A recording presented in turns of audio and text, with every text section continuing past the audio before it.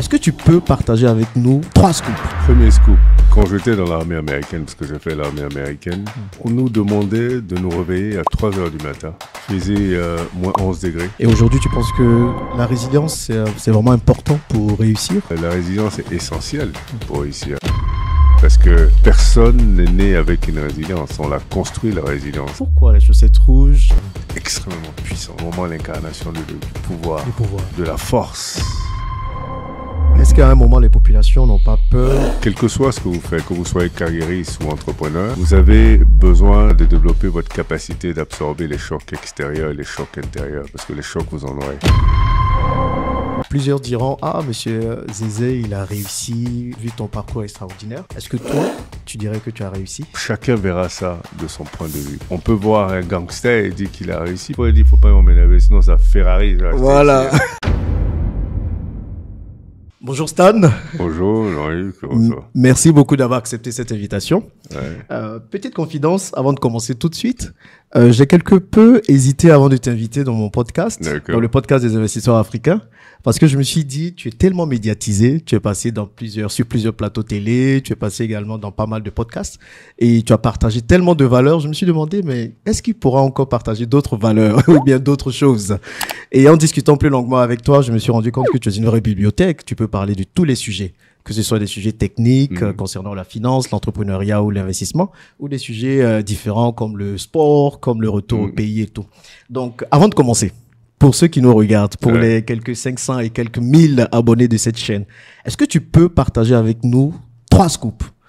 3 choses que tu n'as pas encore partagées, que peut-être les gens ne savent pas sur toi. Alors, 3 scoops qui ont développé 3 valeurs. 3 valeurs. Ouais. Alors, premier scoop, quand j'étais dans l'armée américaine, parce que j'ai fait l'armée américaine,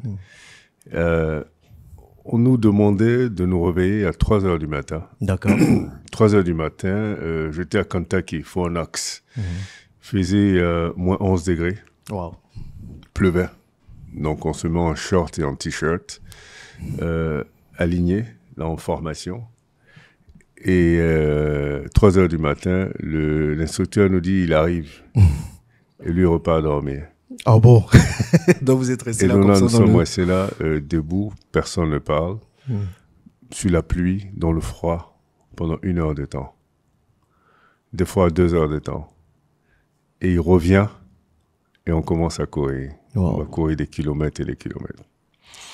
Alors, à force de le faire, à un moment donné, quand il ressortait, il nous voyait en train de discuter. On grelottait plus, là. On discutait, c'était vraiment cool, quoi.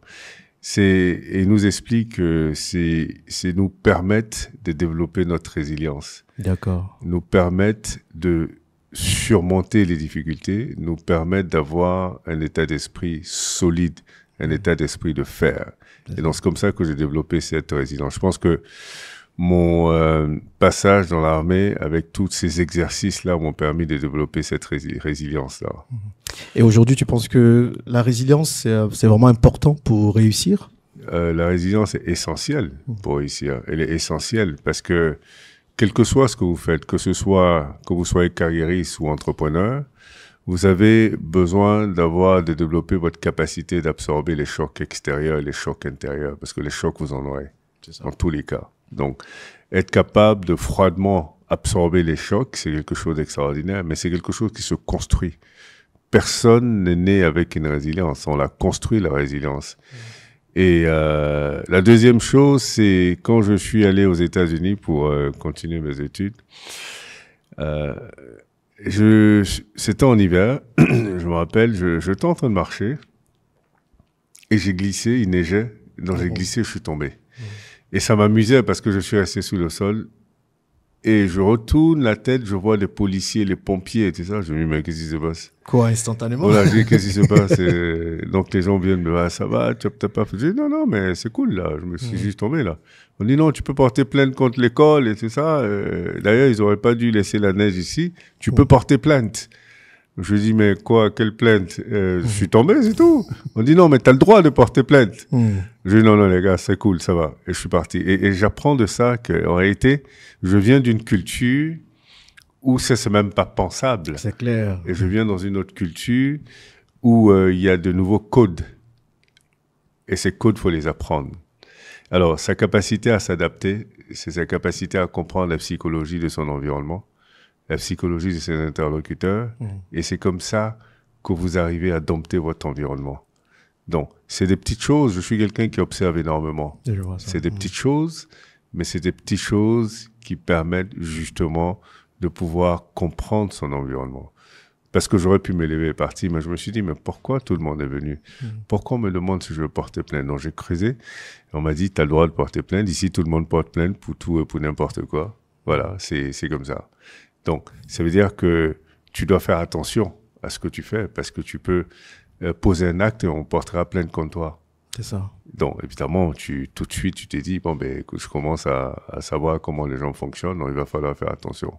Est-ce que tu te dis c'est un système pareil qu'on doit avoir en Afrique aussi? Parce qu'en Afrique, il y a pas mal d'impunité, donc les gens se disent ils peuvent faire tout ce qu'ils veulent. Non, je crois qu'il faut le juste milieu. Il faut un peu plus de rigueur en Afrique. D'accord.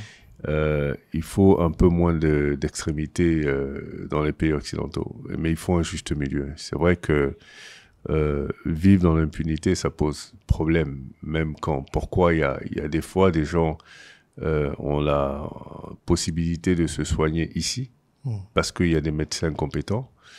Mais comme il n'y a pas cette logique de responsabilité, ils se disent, si il est négligent, qui m'opère, que j'ai un souci, je ne peux pas le poursuivre en justice parce que personne ne le fait. C'est ça. On a des situations un peu surprenantes des fois. Une femme qui va au poste de police et dit que son mari l'a violée et que le policier se met à rire et lui dit « Mais comment ton mari peut te violer ?» C'est ça. Voilà. Donc c'est-à-dire que c'est ce manque de rigueur là, ce manque de sérieux des fois qui fait que ça crée des fois des problèmes psychologiques chez des gens. Une femme qui désormais se fait violer par son mari n'ira pas à la police parce qu'elle sait qu'on va se moquer d'elle. Et on va lui dire, mais attends, t'es sérieuse là, toi? Ton mari t'a violé? Comment ton mari peut te violer? Ouais. Donc on a besoin de rigueur, on a besoin d'une société plus structurée, plus rigoureuse, qui respecte les règles.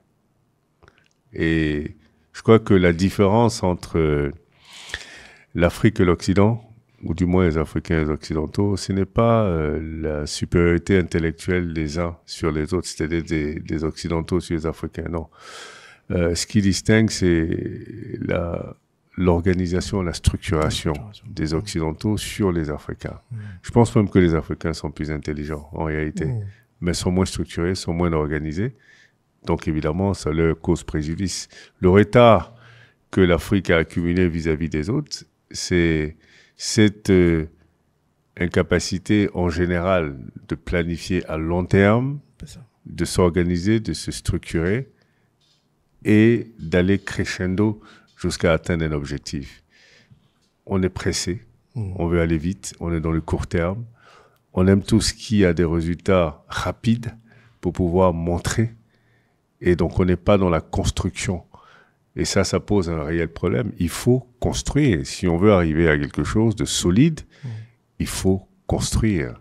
C'est pourquoi je dis toujours, il y a une différence entre les hommes et les femmes d'affaires et les entrepreneurs. Ok. On verra la différence après. Ouais.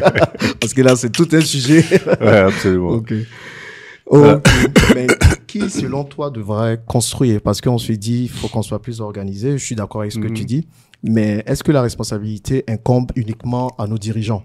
Voilà. Comment cela doit s'organiser, se faire? Alors, la responsabilité incombe en premier lieu aux dirigeants qui sont supposés organiser et guider la société. La deuxième responsabilité incombe aux citoyens qui ont désigné ces leaders. Exactement. Et ces leaders sont responsables vis-à-vis de ces citoyens. Mais si les citoyens n'exercent pas le rôle de contrôle, de supervision, bah naturellement, la nature n'aime pas le vide. Ces leaders feront ce qu'ils veulent. Est-ce qu'en Afrique, on peut, en tant que citoyen... C'est une question d'organisation.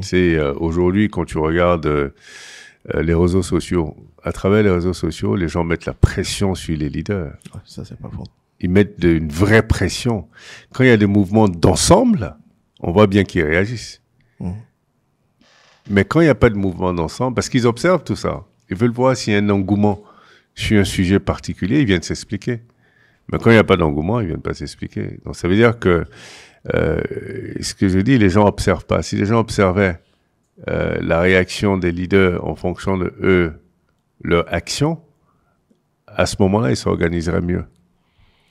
Mais la responsabilité incombe à tout le monde, mais en premier lieu aux dirigeants, parce que ce sont eux qui ont été choisis pour cette tâche-là, la tâche d'organiser et de structurer la cité, et avec la participation justement de tous les citoyens dans la gestion de cette cité-là. Ok.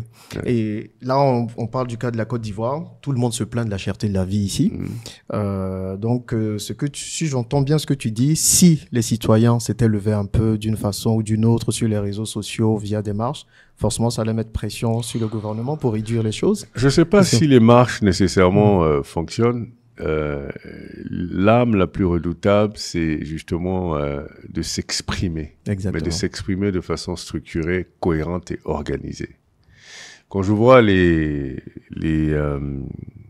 lives qui sont faits sur des sujets qui sont pas de grande importance et des sujets qui sont en réalité en vocation à amuser les gens, je vois les milliers de personnes connectées, mais quand il s'agit de sujets sérieux, on voit des dizaines de personnes connectées. Donc si on pouvait avoir des milliers de personnes connectées sur des sujets d'importance capitale, comme la cherté de la vie, comme l'éducation nationale, comme la valorisation des métiers d'artisans, comme la santé, comme la recherche et le développement, comme la transformation de l'économie. Mais tu t'imagines bien qu'il y avoir une vraie pression sur les leaders qui allaient s'organiser autrement, allaient se structurer autrement. Mais s'ils voient qu'il y a 10 personnes qui assistent à des lives qui parlent d'éducation, bah, ils sont tranquilles. Et qui voient qu'il y a 45 000 personnes qui sont connectées à des lives qui parlent de Whoopi, donc c'est clair. Ils se disent, bon, allez, on laisse les gens s'amuser. Voilà. Exactement. Donc c'est aussi de la faute de la population. Maintenant, c'est essentiellement de leur faute parce qu'en réalité, ce sont eux qui choisissent les dirigeants. De deux, ils sont supposés exercer une supervision et un contrôle s'ils le font pas. Ça peut être culturel aussi parce que on a, nous sommes dans des systèmes politiques où les gens sont dans une logique de fan club.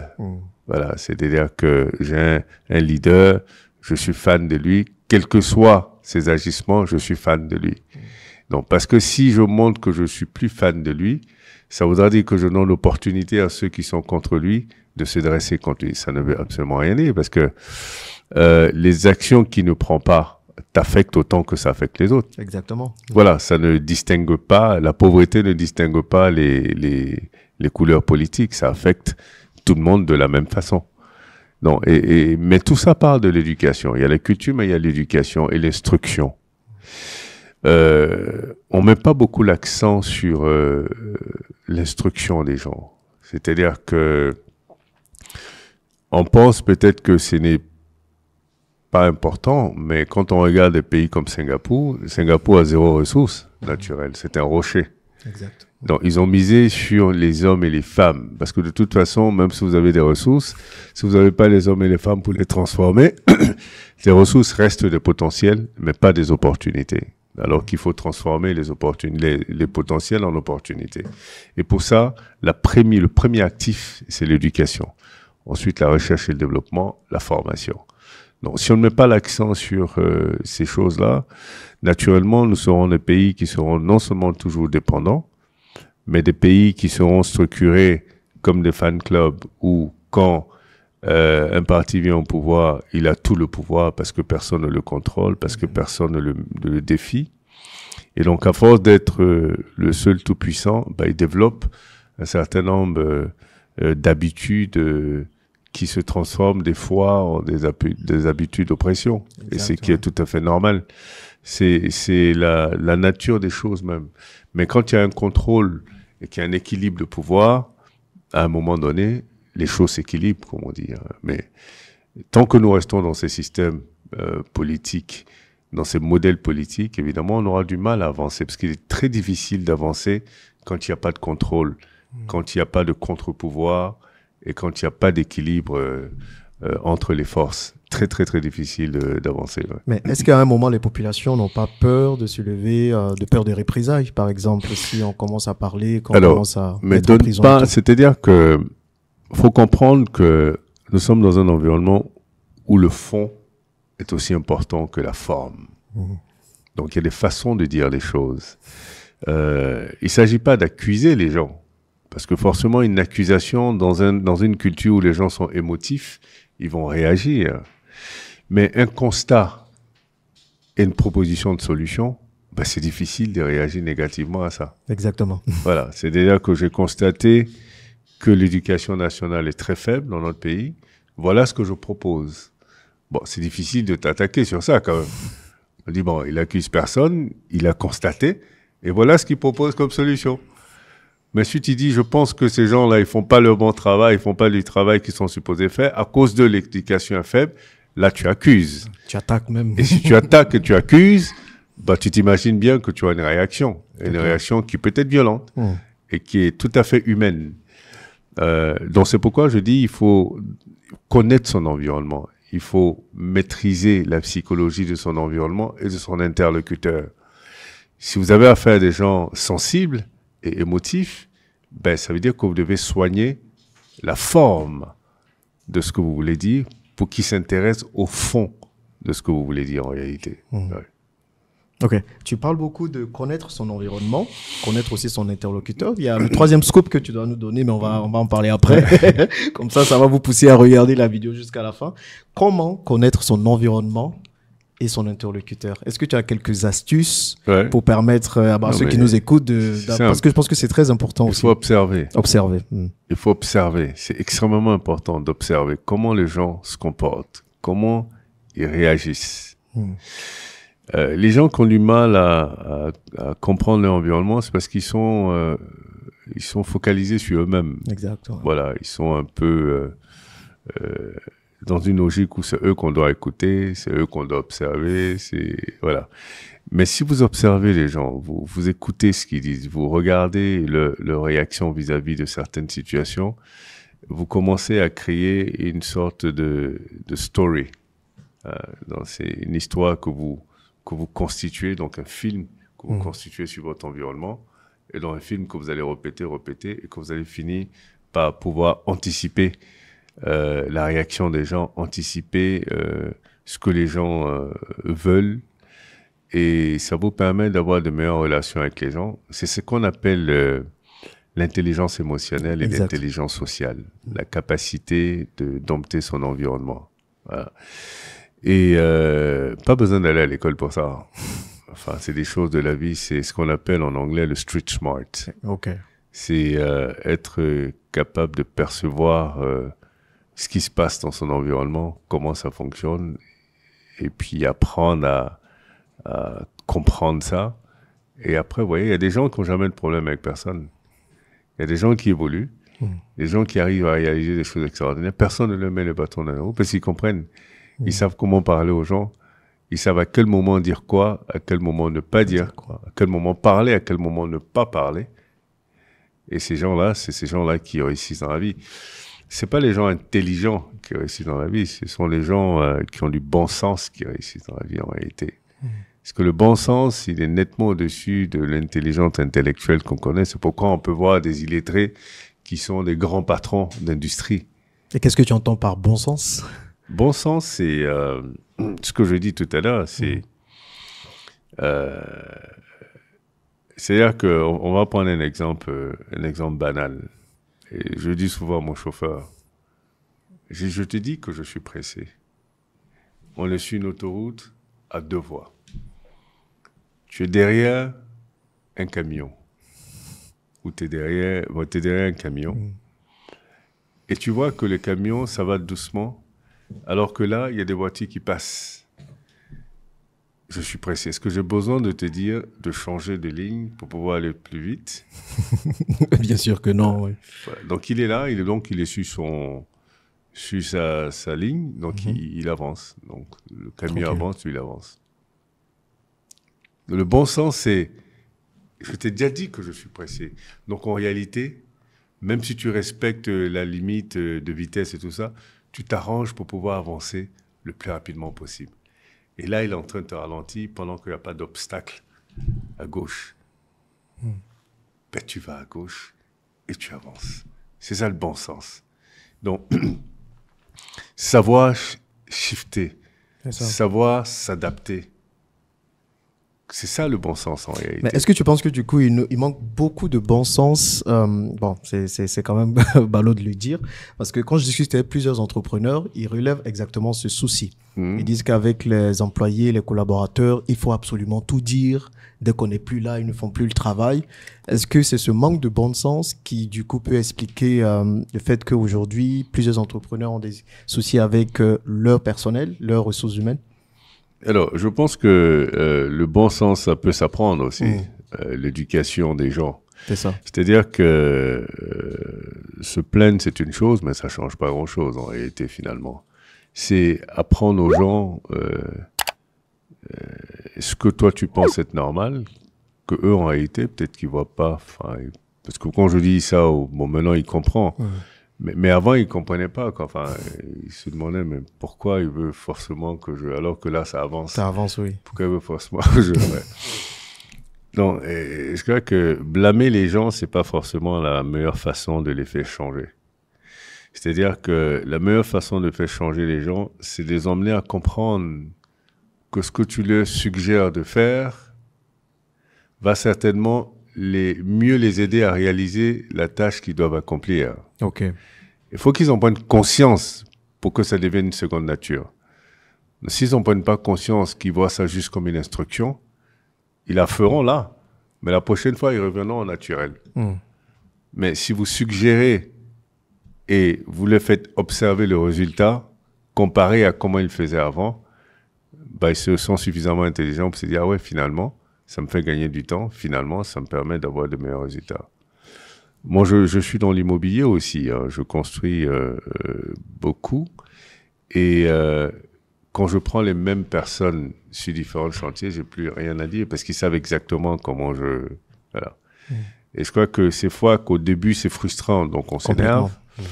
Mais à un moment donné, on se rend compte que s'énerver va pas permettre à ces gens-là de mieux comprendre, quoi. Donc, c'est plutôt être dans une logique de suggérer les choses, plutôt d'intimer les gens à le faire. Donc, en suggérant, c'est beaucoup plus facile pour les gens d'absorber que quand on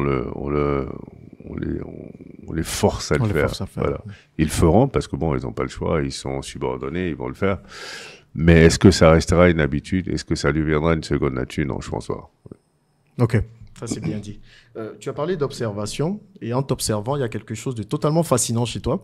Ta capacité à parler calmement, à être très réfléchi dans tes propos et à te faire comprendre de façon très intéressante. Et certains de mes abonnés se demandaient, mais comment tu as fait pour arriver à ça? Est-ce que c'est quelque chose avec laquelle tu es né? C'est quelque chose de totalement inné ou bien tu as dû travailler cette compétence aujourd'hui que tu as de vraiment pouvoir tenir en haleine des personnes en parlant posément? Parce que certains vont se dire, si je parle trop posément, calmement, les autres ne vont pas écouter et tout.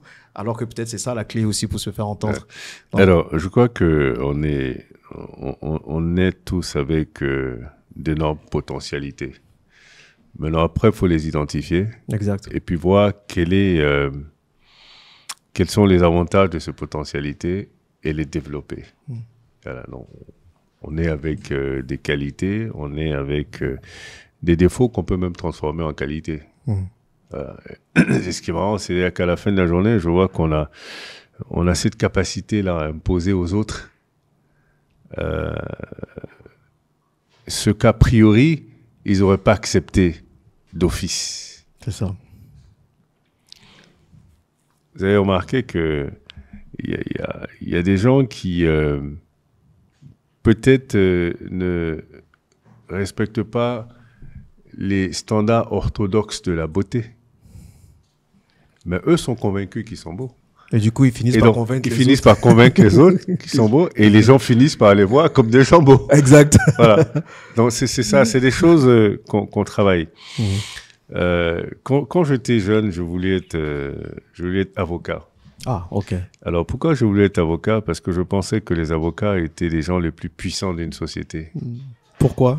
Parce que les avocats ont le verbe, Les avocats maîtrisent toutes les règles, tout le droit, parce qu'en fait, on vit dans une société qui est régie par le droit. Exact. Oui. Et pourquoi on est régi par le droit? Le droit a été créé pour organiser une société, parce que on veut tous la même chose.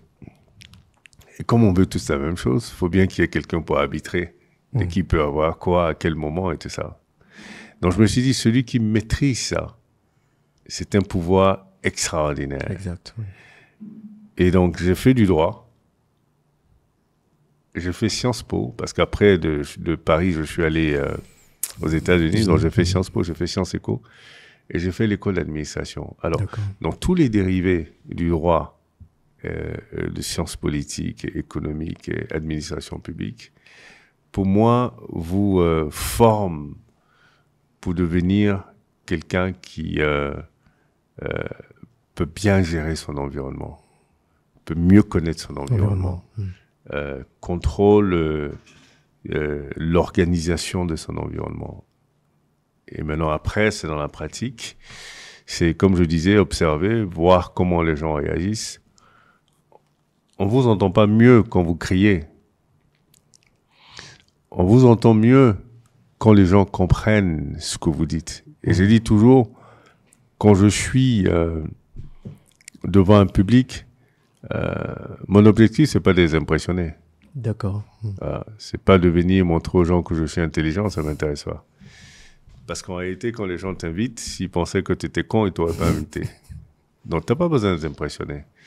Mais à la fin de la journée, t'as envie que quand tu partes de là, que le commentaire, c'est pas « Ah, mais il est intelligent, celui-là. » Mais on n'a rien compris de ce qu'il a dit.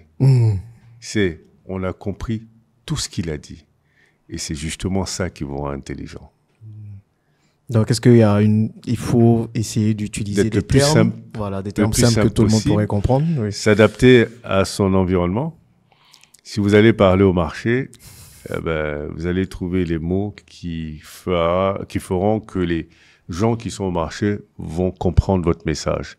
Mais ce même message, si vous allez à l'Assemblée nationale, il sera diffusé différemment. Mais il s'agit exactement du même message. Si vous allez dans une université devant des étudiants, ce sera dit différemment, mais c'est exactement le même message. Donc la capacité, même avec les députés, c'est le même message, quel que soit le fait que le message soit soutenu, il faut qu'il soit simple, il faut que ce soit structuré simplement, pas dans une logique d'impressionner, mais dans une logique que les gens comprennent. C'est en ça que je dis, le diable est dans le détail. Il faut que les gens comprennent les détails de ce que tu dis.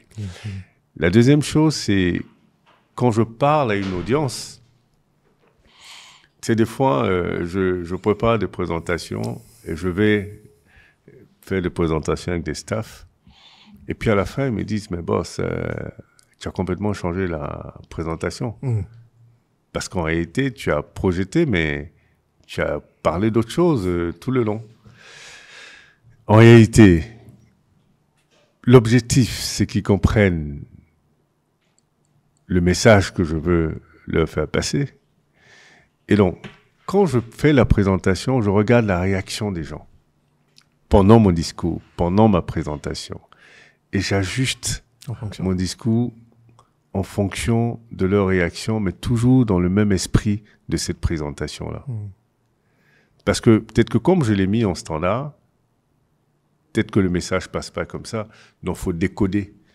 Faut décoder le message de sorte à ce que les gens comprennent. Alors, comment je sais qu'ils ont compris? L'expression du visage. Voilà, j'allais te demander. Oui. C'est l'expression du visage. Tout est dans l'expression du visage et dans ce que les yeux disent. Encore une fois, l'observation. L'expression des yeux et l'expression du visage. D'accord. Et le body language.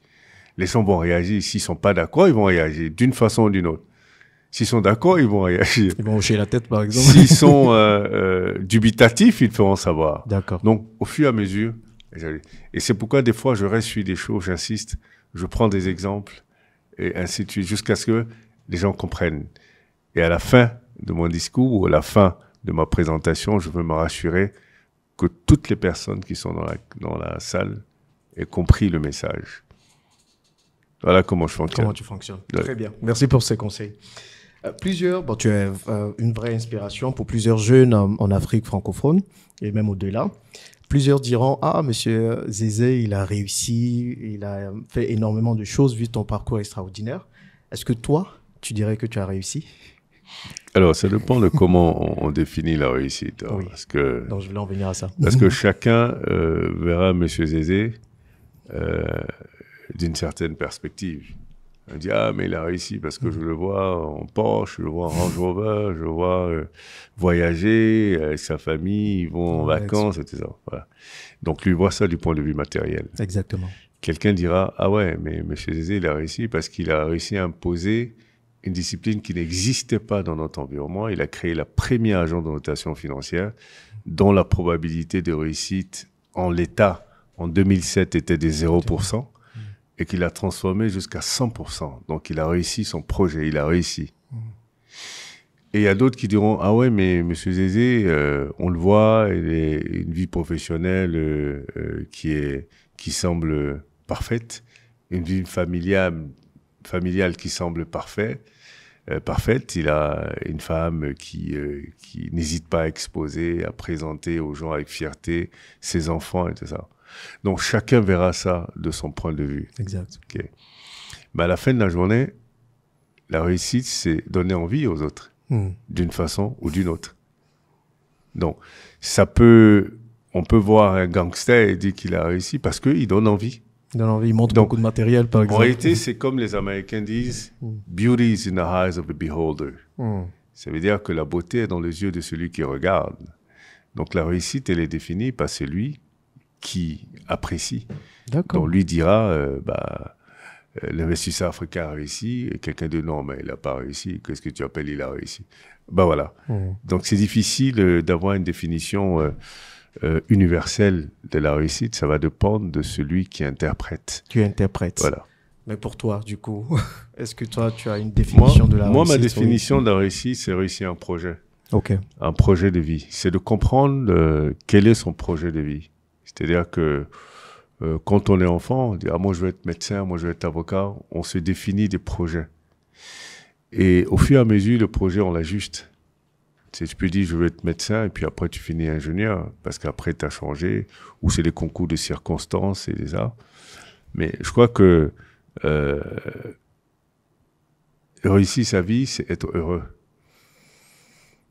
Donc on vient encore à la définition de c'est quoi être heureux. Voilà. Être heureux, c'est être dans un bon état d'esprit, c'est se sentir bien. Voilà, c'est psychologiquement se sentir bien, physiquement se sentir bien. C'est ça, être heureux. C'est pas un état permanent. Vous avez des petits moments de bonheur, qui sont précis. Ça peut être aussi simple que savoir que vous avez une maison où aller ou habiter, par exemple. Tous ces petits moments de bonheur mis ensemble constituent un bonheur. Et quelqu'un qui meurt de faim ne peut pas parler de réussite. Quelqu'un qui n'a pas d'emploi et dont ça lui cause une souffrance psychologique, voilà. C'est pourquoi je parle d'état d'esprit stable. Vous êtes un état d'esprit stable, vous avez une occupation qui est raisonnable, vous gagnez votre vie convenablement, vous arrivez à faire des choses, enfin, vous vous réveillez le matin, vous êtes content de vous réveiller. C'est ça. Voilà, vous dites pas, encore un jour. Il faut être content de se réveiller. Donc, le bonheur peut être quelque chose de réussi, peut être quelque chose de très simple. Si votre projet, c'est d'être professeur de lycée, par exemple, quand vous devenez professeur de lycée, ça vous procure un bonheur, donc vous avez réussi. Donc, c'est pas quelqu'un qui dira que vous avez pas réussi, c'est son problème. C'est comment il perçoit, mais comment vous vous percevez vous-même, c'est ça. Moi, je pense que j'ai réussi ce que je voulais, ce que j'ai toujours voulu faire dans ma vie, c'est avoir cet impact positif sur les gens. Mais de travailler pour arriver à un niveau où cet impact est naturel. Je me suis donné les moyens d'avoir justement la capacité d'impacter positivement.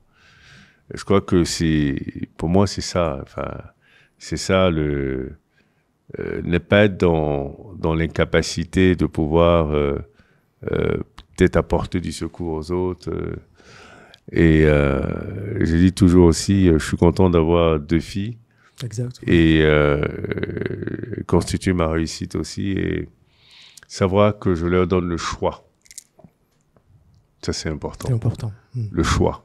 C'est-à-dire que ma fille, ma première fille aux États-Unis, elle est à l'université à Boston. Donc, quand elle a dit qu'elle voulait aller à l'université à Boston, bon, si tu peux pas payer l'université à Boston, tu es frustré, elle est frustrée. Donc, réussir aussi, c'est ça. C'est donner le choix à ses enfants. Mais je pense que les enfants choisissent aussi en fonction de comment ils ont été éduqués.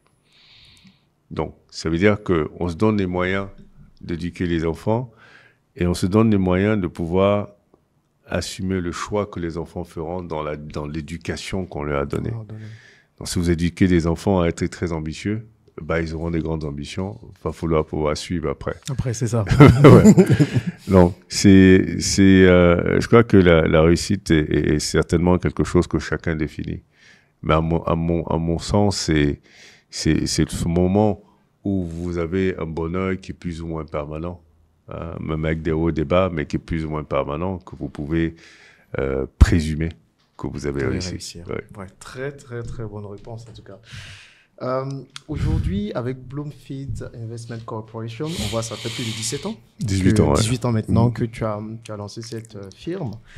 Quelles ont été les plus grandes difficultés que tu as connues avec cette entreprise et dans ton parcours entrepreneurial? Je crois que la plus grande difficulté, c'est toujours le départ, en réalité. C'est toujours le départ parce que après vous construisez une résilience vis-à-vis des challenges, des chocs, mais c'est au départ. Premier vrai challenge, c'est la confiance de votre entourage. Nous sommes dans un environnement, je ne sais pas si je pense que c'est culturel et c'est très francophone aussi. Voilà. D'avoir des gens qui vous découragent toujours. C'est ça. Personne, les gens je ne sais pas si c'est leur propre peur qui sont en train de tendre sur les autres. Parfois, ils pensent vous faire du bien en vous décourageant. Non, absolument. C'est ça qui est paradoxal. Et non, c'est ce manque de confiance là. Si vous n'êtes pas solide, vous abandonnez. Exact. Voilà, c'est-à-dire que si vous n'êtes pas solide, vous abandonnez. Quand vous êtes solide, évidemment, ça vous amuse, vous abandonnez pas, comme ça a été le cas pour moi. Mais c'était ça le premier challenge. Le fait et c'est le premier challenge qui est frustrant, parce qu'il est frustrant à deux points de vue. Frustrant parce que vous dites, mais pourquoi les gens pensent que j'ai décidé de faire quelque chose et eux pensent que je ne suis pas capable de le faire alors que c'est moi qui ai décidé. C'est ça. Tu vois? Et donc, et la deuxième chose, c'est de dire, mais est-ce que je vis dans un environnement où les gens sont des incapables, où les gens pensent qu'ils peuvent pas faire ce qu'ils ont envie de faire? Parce que s'ils pensent que moi, je peux pas faire ce que je dis que je veux faire, c'est que eux-mêmes, ils pensent qu'ils seront peut-être pas capables de faire. Et donc, c'est un peu frustrant de dire, bon, je vis dans un monde où je vis dans un environnement où on aura du mal à avancer si tout le monde pense qu'il est pas capable de faire les choses. C'est ça. Et pour le reste, j'avais déjà intégré les challenges, les difficultés et tout ça. Donc, c'est pas vraiment quelque chose c'est pourquoi quand on me demande de parler des difficultés, je dis, mais moi, tout le monde a des difficultés. Maintenant, c'est quand on me demande de parler de comment je surmontais ces difficultés, voilà. À ce moment-là, oui, je peux le dire. Mais je me dis, les difficultés, c'est pas quelque chose... pour moi, c'est pas quelque chose d'extraordinaire. Je fais l'armée. Donc, vraiment, les difficultés, c'est vraiment pas quelque chose d'extraordinaire, quoi. Pour moi, c'est partie inhérente de la vie. C'est ça. On vous l'apprend à l'armée. Hein. Les difficultés font partie de la vie. Mais du coup, le plus important, c'est comment, comment monter. Alors, ce que j'ai appris, moi, dans toute cette construction de ma vie, c'est que quand vous êtes face à un problème, votre capacité à résoudre le problème serait déjà votre capacité à bien poser le problème. Parce qu'on ne peut pas résoudre un problème qu'on ne pose pas bien. Exactement. Voilà. Poser le problème. Une fois que vous avez posé le problème, il y a plusieurs solutions qui s'offrent à vous. Alors, je dis toujours, quand on a un problème, il est en face de vous. Vous avez la possibilité de l'affronter directement, donc de venir en frontal. C'est la possibilité, parce que l'objectif, c'est quoi? C'est d'aller derrière le problème. C'est ça. Donc, vous avez la possibilité de le cogner et de le mettre à terre et vous passez sur son corps et vous avancez. Ou alors, vous l'évitez. Vous passez à gauche, ou vous passez à droite, ou vous passez au-dessus, ou vous passez en dessous. Donc, bien poser le problème, c'est déjà savoir c'est quoi le problème et comment le régler. Ouais. Mais une fois que vous avez bien posé le problème, puisque là, vous voyez que vous avez 4 possibilités, enfin, on va dire 5 possibilités. Et vous dites, j'ai 5 possibilités. Passer à travers, c'est difficile parce qu'il est peut-être coriace. Exact. Passer en bas, ça vous dire creuser le sol. C'est peut-être un peu plus compliqué. Maintenant, j'ai 3 solutions plus faciles. Passer à gauche, passer à droite ou passer au-dessus. Maintenant, il va certainement bouger à gauche. Si je vais à gauche, bouger à droite. Il va revenir. Ou sauter. À un moment donné. Et donc, c'est où est-ce que je pense que je serai le plus rapide. D'accord. C'est caricatural, mais c'est ça. C'est-à-dire que, et à force de réfléchir à ça, vous finissez par vous dire, je passe à gauche parce que j'ai vu que il est moins rapide à gauche, il est plus rapide à droite. Voilà. Donc c'est dans la réflexion de la résolution du problème, quand vous l'avez bien posé, tous ces éléments-là viennent à vous. Ok. Voilà. Et tu disais, les challenges que tu as eu au départ, c'était principalement la confiance. La confiance, parce que j'avais 3 problèmes à résoudre. Ok. Parce que, comme je disais, la probabilité de réussite était de 0%. Pourquoi? Parce qu'il n'y avait pas de narratif. Exactement. Personne ne savait ce que c'était. Il n'y avait pas de réglementation. Parce que quand on parle de finance, tout le monde pense à réglementation. Est-ce que c'est régulé? Est-ce que les gens contrôlent? Ce qu'on dit finance, on dit l'argent, mais est-ce qu'il y a quelqu'un qui contrôle tout ça? Et la 3e chose, c'est les clients. C'est ça. Si ce n'est pas un secteur qui existe, il n'y a pas de clients. Donc, il faut créer la narrative. Il faut encourager la création de la réglementation, puisque ce n'est pas moi qui la crée. Il faut créer des clients. Exact. Alors, donc, tu te dis, mais comment je fais ces 3-là? Et là, tu te dis, bon, je comprends, je comprends un peu quand les gens me disent que ça ne peut pas réussir, mais je ne crois pas que ce soit dans cette optique-là qu'ils disent. Oui. C'est l'optique, c'était, tu as laissé ton boulot de directeur, au journal de Shell, pour venir monter une entreprise en période de guerre. C'est ça. Nous sommes en période de crise, nous sommes en 2007, période de crise. Et donc, t'es peut-être fou, quoi. Mais qu'est-ce qui te passe par la tête à cette époque, quand tu décides de lancer Bloomfield? C'était quoi ta principale motivation? Non, ma principale motivation, c'était que l'Afrique avait besoin de cet outil-là pour pouvoir mieux évaluer son risque contextuel. Bon, maintenant, est-ce que c'était la bonne période? Je sais pas. Pour moi, quand je décide de faire une chose, je la fais. Et je me dis, évidemment, je pensais à tout ça avant de créer l'entreprise. On ne crée pas une entreprise et maintenant on cherche les solutions. Non. C'est ce que c'est plusieurs fois. Hein. Oui, mais c'est dommage. C'est ça, c'est dommage. Oui. C'est qu'on pense à tout avant. C'est ça. Qui sera mon client? Quelles sont les perspectives? On pense à tout. Je savais toutes ces difficultés-là. Mais je me suis dit, je ne veux pas attendre que l'environnement se transforme pour que je puisse créer mon entreprise. Je vais transformer cet environnement pour que d'autres derrière puissent, eux, créer facilement leurs entreprises. Je serai le pionnier. C'est ça. L'idée d'être un pionnier me séduisait. Et donc, je me suis dit, il faut que je mette en place une stratégie pour résoudre ces 3 problématiques. La première, donc maintenant, il faut les hiérarchiser. C'est ça. Et j'ai dit, pour commencer, il faut créer une narrative. Créer une narrative, c'est quoi? C'est communiquer sur la notation financière, faire de la pédagogie, que les gens comprennent ce que c'est. Et c'est en ça que j'ai compris la puissance de la communication. Je dis alors, mais comment je communique là-dessus? Mais pour communiquer, vous communiquez, la communication, elle est adressée à qui? C'est ça. Elle est adressée à un environnement. On revient sur la logique de comprendre son environnement. Et bien, tu vois comment c'est important. Voilà, tout s'imbrique. Comprendre son environnement, comprendre la psychologie de son environnement et de ses interlocuteurs. Nous sommes dans un pays, et dans tous les pays d'ailleurs, les gens sont animés par les cultures. C'est ça. Donc, quelle est la culture des Ivoiriens? La culture des Ivoiriens, c'est qu'ils s'intéressent à la personne d'abord, avant de s'intéresser à ce qu'elle fait. Ah, ça c'est bien dit. D'accord. Donc, c'est ça. Ceci dit, la communication doit porter sur moi d'abord. D'abord, oui. Et ensuite, je pourrais lui expliquer ce que je fais quand ils vont me le demander. Okay. Donc, je me suis dit, mais OK, cette communication portée sur moi, qu'est-ce qui les intéresse quand ils s'intéressent à quelqu'un?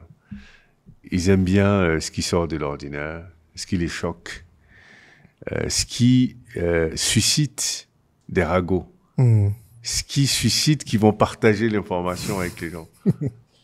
Voilà, comme on appelle ici le béret. Les bérets et tout ça. Donc, mais ça veut dire, est-ce que volontairement, du coup, tu as créé des bérets et tout ça? Ma stratégie était volontaire. Volontaire, oui. Donc, je crée un compte Facebook. Je vais à Paris. J'étais à Paris, enfin, j'avais pour un voyage à Paris. Je vais à Montmartre. Je m'assois sur une terrasse à Montmartre. J'ai un verre de vin, un cigare, les jambes croisées, les chaussettes rouges. C'est ça l'histoire des chaussettes rouges? Non, les chaussettes rouges, je les avais déjà depuis 2020. Okay. Mais je savais que les chaussettes rouges allaient les choquer. Le verre à la main, le verre et les cigares, mais sans commentaire. C'est ça. Je balance. On dit, mais lui, là, c'est qui? On dit, mais il est sérieux, lui? Ouais, il veut quoi? Et quoi que c'est lui, ceux qui fument cigare? C'est quoi ces chaussettes rouges? Donc, je vois les commentaires, ça m'amuse. D'accord. Deuxième photo. Troisième photo, quatrième photo. On dit, mais lui, là, même dit quoi, ces chaussettes rouges, là? 2-3 commentaires sur les chaussettes rouges. Je dis, bim. Ah, donc, c'était même pas parti d'une volonté de porter des chaussettes rouges et d'être connu comme l'homme aux chaussettes rouges. Je les avais déjà. Tu les avais déjà, c'est depuis juste. Depuis 2000, je porte des chaussettes rouges. Je porte que des chaussettes rouges. Depuis 2000. Pourquoi? Bah, bon, on va en parler. Et donc, et je dis, bon, voilà ce qui les attire, ce sont les chaussettes rouges. Donc maintenant, je commençais, chaque fois que je postais des choses, je mettais les chaussettes rouges en valeur. Et j'attendais le bon moment pour commencer la pédagogie. On dit, mais lui, là, ces chaussettes, il fait quoi même dans la vie? C'est ça. 2-3 personnes ont dit ça, bam, je commence à lancer. Bloomfield Investment. Je commence à raconter ce que je fais des petites vidéos, des capsules et tout ça. Ah, donc les gens commencent à dire, mais son truc là, c'est un peu compliqué, c'est un peu sophistiqué, j'essaie de démocratiser ça, j'essaie d'être le plus simple possible, je parle dans des thèmes très simples. C'est ça. Et comme la nature sait faire des choses, j'ai créé Bloomfield en 2007, 2008, crée des subprimes. Oui, et on critique les agents de notation financière. Mais on en parle. C'est ça. Tout de même. Ma mère dit même qu'on parle mal de toi, on parle de toi. Et donc, on commence à parler des agents de notation. Et moi, tu dirais, ah ouais, on parle mal des agents de notation financière, c'est mauvais pour son business. Moi, je suis quelqu'un qui voit toujours le verre à moitié plein. Parce que je dis, à moitié vide ou à moitié plein, c'est la même quantité d'eau. Donc, autant le voir à moitié plein. Exactement. Donc, je dis, je vais rentrer dans la brèche et capitaliser justement sur le fait que les agents de notation financière soient critiqués. Je dis, mais justement, il faut des agences africaines. C'est ça. C'est qu'ils ont critiqué ces agences internationales. Parce qu'elles ont fait si. Voilà comment nous on fera. C'est pourquoi il faut les agences africaines. Donc les discours commencent à prendre. On dit, nous, on va faire des notations en monnaie locale, c'est plus contextuel. Et donc je rentre dans la brèche et j'explique vraiment ce qu'on va faire. Et j'explique. Non, on peut mettre ça juste là. On va mettre ça, oui. Je vais expliquer vraiment ce qu'on fait. Et donc ça commence. Et je dis, bon, ça c'est bon là. Maintenant, deuxième chose, il faut que j'aille parler au régulateur pour voir si le régulateur veut mettre en place une réglementation. Je vais voir le régulateur, il me reçoit 2 minutes, tellement il n'est pas intéressé par ce que j'ai dit. 2 minutes. 2 minutes seulement. Pour me dire comment... il sait ce que c'est la notation financière, lui, parce qu'il était économiste, mais il était... monsieur juste comment... il se disait, le petit gars du quartier... il vient, il dit, je crée une agence pendant qu'on parle de Standard & Poor's, Moody, Fitch, les grandes agences américaines. Et donc, il me reçoit que 2 minutes. Je dis, mais quand je parle de sa salle de réunion, je dis, celui-là, il va me rappeler, on va revenir dans la même salle et on va parler au moins 2 heures de temps. Et c'était ça mon challenge quand je sortais de là-bas. Donc, ceci dit, je dis, quelle est ma stratégie? On revient encore à la notion de connaître la psychologie de son interlocuteur. C'est un régulateur, c'est comme un gendarme. Il veut le pouvoir, il veut tout contrôler. Donc, si je commence à noter des sociétés, à un moment donné, ça lui posera problème de savoir que je note des sociétés et il y a des décisions financières qui sont prises par rapport à mes notes et que je ne suis pas contrôlé. C'est ça. Donc, ça lui posera problème. Mais la seule façon pour lui de me contrôler, ce serait de mettre en place une réglementation et que je sois agréé pour pouvoir me contrôler. Donc, ça veut dire qu'il faut que je commence à avoir des clients. Premier client, port de San Pedro. J'arrive à convaincre le port de San Pedro, je note le port de San Pedro, je fais une communication tout azimut. Deuxième client, le fonds d'entretien routier. Communication tout azimut. Troisième client, CIMAT. Bam. Quatrième client, Petro-Ivoire. Peut-être pour certains, quand tu notes, qu'est-ce que tu notes exactement sur ces entreprises? Je note la crédibilité des entreprises dans leur capacité à rembourser leurs dettes.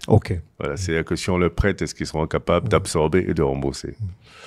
Et devine qui m'appelle le régulateur. Pour dire quoi cette fois? Alors, on se retrouve dans la même salle, on discute 3 heures. Un challenge. Voilà, on discute 3 heures et finalement, il décide de mettre en place une réglementation. Évidemment, il met la réglementation, mais bon, puisque je suis le premier, on discute comment ça doit se faire. Et on part sur le principe que ça doit être obligatoire. Parce que j'ai dit, bon, si vous voulez me contrôler, il faut que j'ai un marché. Ce qui est tout à fait normal. Donc, c'est devenu obligatoire et je me suis fait agréer. Et donc, je suis parti des 0% à 100%. Là. Parce que là, j'ai résolu les 3 problématiques. Et c'est ce que j'inculque aux jeunes. En les disant, ne me dites pas que c'est trop difficile d'entreprendre en Afrique. Ça ne veut absolument rien dire. Parce qu'il y en a qui réussissent.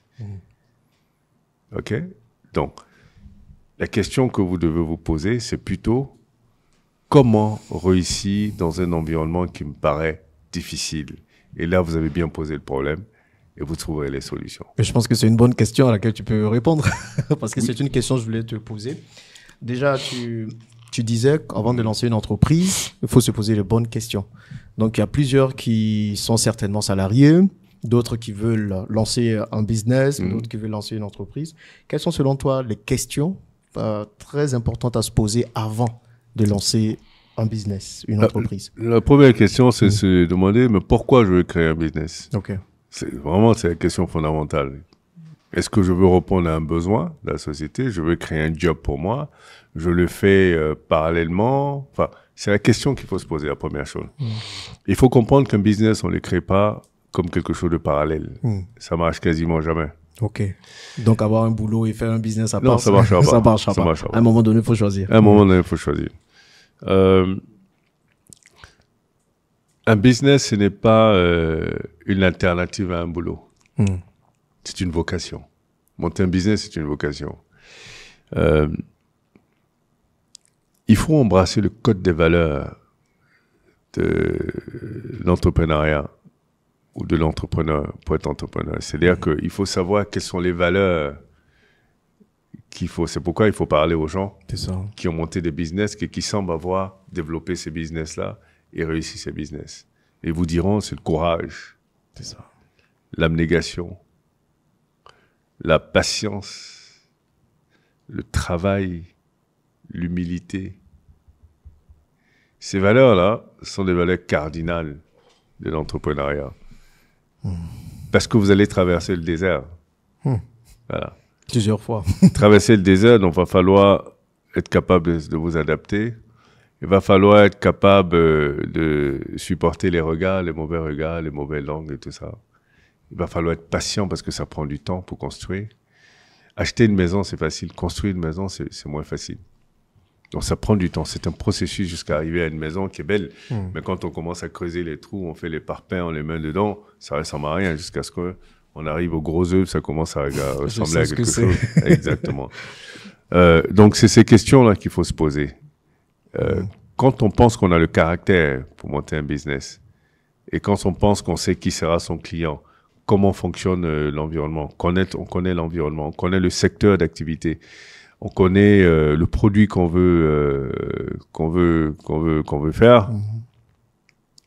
On connaît on a identifié les gens avec qui on va travailler, on a identifié ses actifs, on a identifié ses capacités, ses skills et tout ça. Et quand on crée l'entreprise, on ne fait pas marche arrière. C'est ça. Voilà, c'est pas on crée l'entreprise et puis on se dit qu'est-ce que je fais maintenant? Non. Parce que pour moi, quand on crée une entreprise, l'échec n'est pas une option. Ah bon, on n'abandonne pas. Non, l'échec n'est même pas une option. D'accord. Parce que sinon, s'il y a la possibilité d'échouer, tu ne fais pas. C'est ça. Pourquoi tu créerais un business avec une opportunité, avec la possibilité d'échouer? Mais pourquoi, du coup, selon toi, on a 80% des entreprises qui échouent la première année? Mais parce que, justement, elles se sont pas posées les bonnes questions. Elles n'embrassent pas le code des valeurs. Et c'est certainement pour ça. Parce que dès l'instant où tu as des doutes, enfin, le doute fait partie de l'échec parce que le doute va t'emmener à abandonner. Et quand tu abandonnes, tu as échoué. Avoir des difficultés, c'est pas échouer. Quand on dit, ah, mais c'est-à-dire que tu crées une entreprise, tu fais un appel d'offres, tu ne réussis pas, tu fais un autre appel d'offres, tu ne réussis pas, mais tu n'as pas échoué puisque tu abandonnes pas. Tu continues jusqu'à ce que toi. C'est comme quand tu passes le bac. Si tu passes le bac, que tu l'as pas la première fois, tu n'as pas échoué tant que tu le repasses. Parce que l'objectif, c'est le bac. Donc, tant que tu n'as pas arrêté d'essayer d'avoir le bac, on peut pas dire que tu as échoué. On dit, tu as tenté, tu l'as pas eu la première fois, ni la deuxième, ni la troisième. Mais quand tu l'as eu au bout de 10 fois, tu l'as eu. Tu as le bac. Donc, pour toi, il n'y a pas d'échec puisque tu as eu le bac. C'est ça l'objectif. Tu échoues quand tu abandonnes. Quand tu abandonnes. D'accord. Parce que quand tu as eu le bac après 10 ans, et quelqu'un qui a eu le bac la première tentative, quand on vous voit, on te demande, t'as le bac? Oui, t'as le bac? Oui. Personne ne demande combien de temps ça t'a pris pour avoir le bac. Personne ne demande ça. Et vous avez eu le bac tous les deux, donc tous les deux, vous avez le bac. Mais si tu as abandonné, et que tu allais faire autre chose, on dit, mais est-ce que toi, tu as eu le bac? Non, tu as échoué au bac. C'est à ce moment-là que tu as échoué au bac. Mais tu n'as pas échoué au bac parce que tu l'as pas eu quand tu l'as tenté. Tant que tu le retentes, tu n'as pas échoué puisque l'objectif, c'est le bac. L'objectif, c'est pas de l'avoir la première année, c'est le bac. Donc, si tu l'as pas, que tu tentes la deuxième année, tu dis, ah, mais j'ai échoué l'année dernière. Non, tu n'as pas échoué. Tu as tenté l'année dernière, tu l'as pas eu. Tu retentes. Voilà. Mais tu n'as pas échoué. Donc, plusieurs abandonnent certainement parce qu'ils n'ont pas une vision claire de ce qu'ils veulent faire. Si tu abandonnes, tu échoues. Tu échoues, ok. Et quand on parle d'entrepreneuriat en Afrique, je pense qu'on l'a vu même lors d'un récent panel, une récente conférence, plusieurs entrepreneurs diront que leur principal défi, c'est le financement. Moi, j'entends ça tout le temps. Ah, je peux pas réussir parce que j'ai pas le financement. Le gouvernement devrait nous accompagner. On n'a pas le financement, on n'est pas accompagné. Qu'est-ce que tu dis par rapport à ça? Est-ce que le financement est réellement le réel problème? La première chose déjà, c'est si tu penses que ton échec est la faute de quelqu'un d'autre. Enfin, ton incapacité à réaliser ton projet est la faute de quelqu'un d'autre. Ok, fine. Tu as trouvé le bouc émissaire. Mais est-ce que ça résout ton problème? Non. Non, il faut que les gens arrêtent de chercher des boucs émissaires. Parce que trouver un bouc émissaire, ça te crée de la satisfaction. Tu te dis, si c'était moi, j'allais réussir. Mais comme c'est l'État qui veut pas que je réussisse, donc c'est normal que je réussisse pas. Tu t'auto-satisfais, mais tu n'avances pas. Non. Je pense très sincèrement que le financement est quelque chose de secondaire. D'accord. Wow. Le premier financier d'un entrepreneur, c'est son client. Donc, ce que ça veut dire, c'est que on ne peut pas démarrer un business avec rien du tout. Donc, si tu n'as rien, c'est que tu n'es juste pas prêt pour monter un business. Si tu veux monter un business, il faut que tu aies quelque chose. Ça veut dire que c'est des choses qui se préparent. Exact, oui. Tu vas économiser pour pouvoir monter un business. Mais les fonds d'amorçage viendront de toi. Et pour pouvoir avoir un client, il va falloir faire tes preuves. Et quand tu as un client, tu as un deuxième client, tu as un troisième client. Les financements, en réalité, c'est pour développer le business. C'est pas pour créer le business. C'est pour développer le business. Mais on développe un business qui a déjà atteint une vitesse de croisière. Exactement. Mais c'est votre responsabilité en tant que chef d'entreprise de mener votre entreprise du début jusqu'à la vitesse de croisière. C'est pourquoi on parle de love money. Trouver des gens, des amis ou des parents qui veulent mettre de l'argent dedans et tout ça. C'est pourquoi on parle de love money. Convaincre, par exemple, tes parents de cotiser pour te mettre des fonds à disposition, des amis et tout ça. Ça, c'est le love money. Les banques ou les institutions financières n'interviennent qu'à un moment donné où on pense que tu as atteint la vitesse de croisière, maintenant tu peux te développer. OK? Ça, c'est extrêmement important de le comprendre. Donc, l'argent, évidemment, viendra après. Mais on ne peut pas... tu dis que tu veux être entrepreneur. Personne ne l'a dit. C'est toi qui as dit. C'est ça. Montre que tu es capable de le faire, déjà, pour que les gens te suivent. Mais tu as fait aucune preuve et tu te plains qu'on te fait pas confiance. Et tu te plains qu'on ne peut pas te financer. Mais on te fait pas confiance parce que tu n'as rien prouvé, naturellement. Il faut prouver d'abord pour qu'on te fasse confiance. Parce que les gens qui vont te prêter l'argent, et d'ailleurs, l'État donne pas l'argent. Enfin, l'État a pas l'État que l'argent collecte. L'argent que l'État collecte, c'est pas pour lui, c'est l'argent des citoyens. C'est pour un objectif précis. Exact. C'est pas pour donner aux gens. Pourquoi toi, on te donnerait l'argent des autres? Et pourquoi on leur donnerait pas ça à eux aussi? Non. Les gens prêtent l'argent. Mais quand on prête, c'est du business, c'est pas de la solidarité. Donc, si je te prête, c'est parce que je sais que tu pourras me rembourser avec intérêt. Mais si j'ai pas confiance en toi, parce que tu as rien prouvé, je te prêterai pas l'argent. Donc, l'argent viendra après. Il faut s'arranger comme on peut ou comme on veut pour monter son business au départ. Ceci dit, vous pouvez pas avoir un business plan d'un business d'1 milliard pendant que vous avez 1 million. Exact. Voilà. Donc, commencez. Vous pouvez avoir peut-être dimensionner un business d'1 milliard, mais il y a plusieurs étapes. Comment, avec 1 million, j'arrive à poser des actes qui pourront donner l'impression aux gens ou motiver les gens à croire ou à comprendre que je pourrais arriver à ce business d'1 milliard. Et puis pourra éventuellement m'accompagner. Qu'est-ce que j'aurais mis en place déjà pour ça? Donc, on peut pas dire j'attends d'avoir 1 milliard pour monter mon business.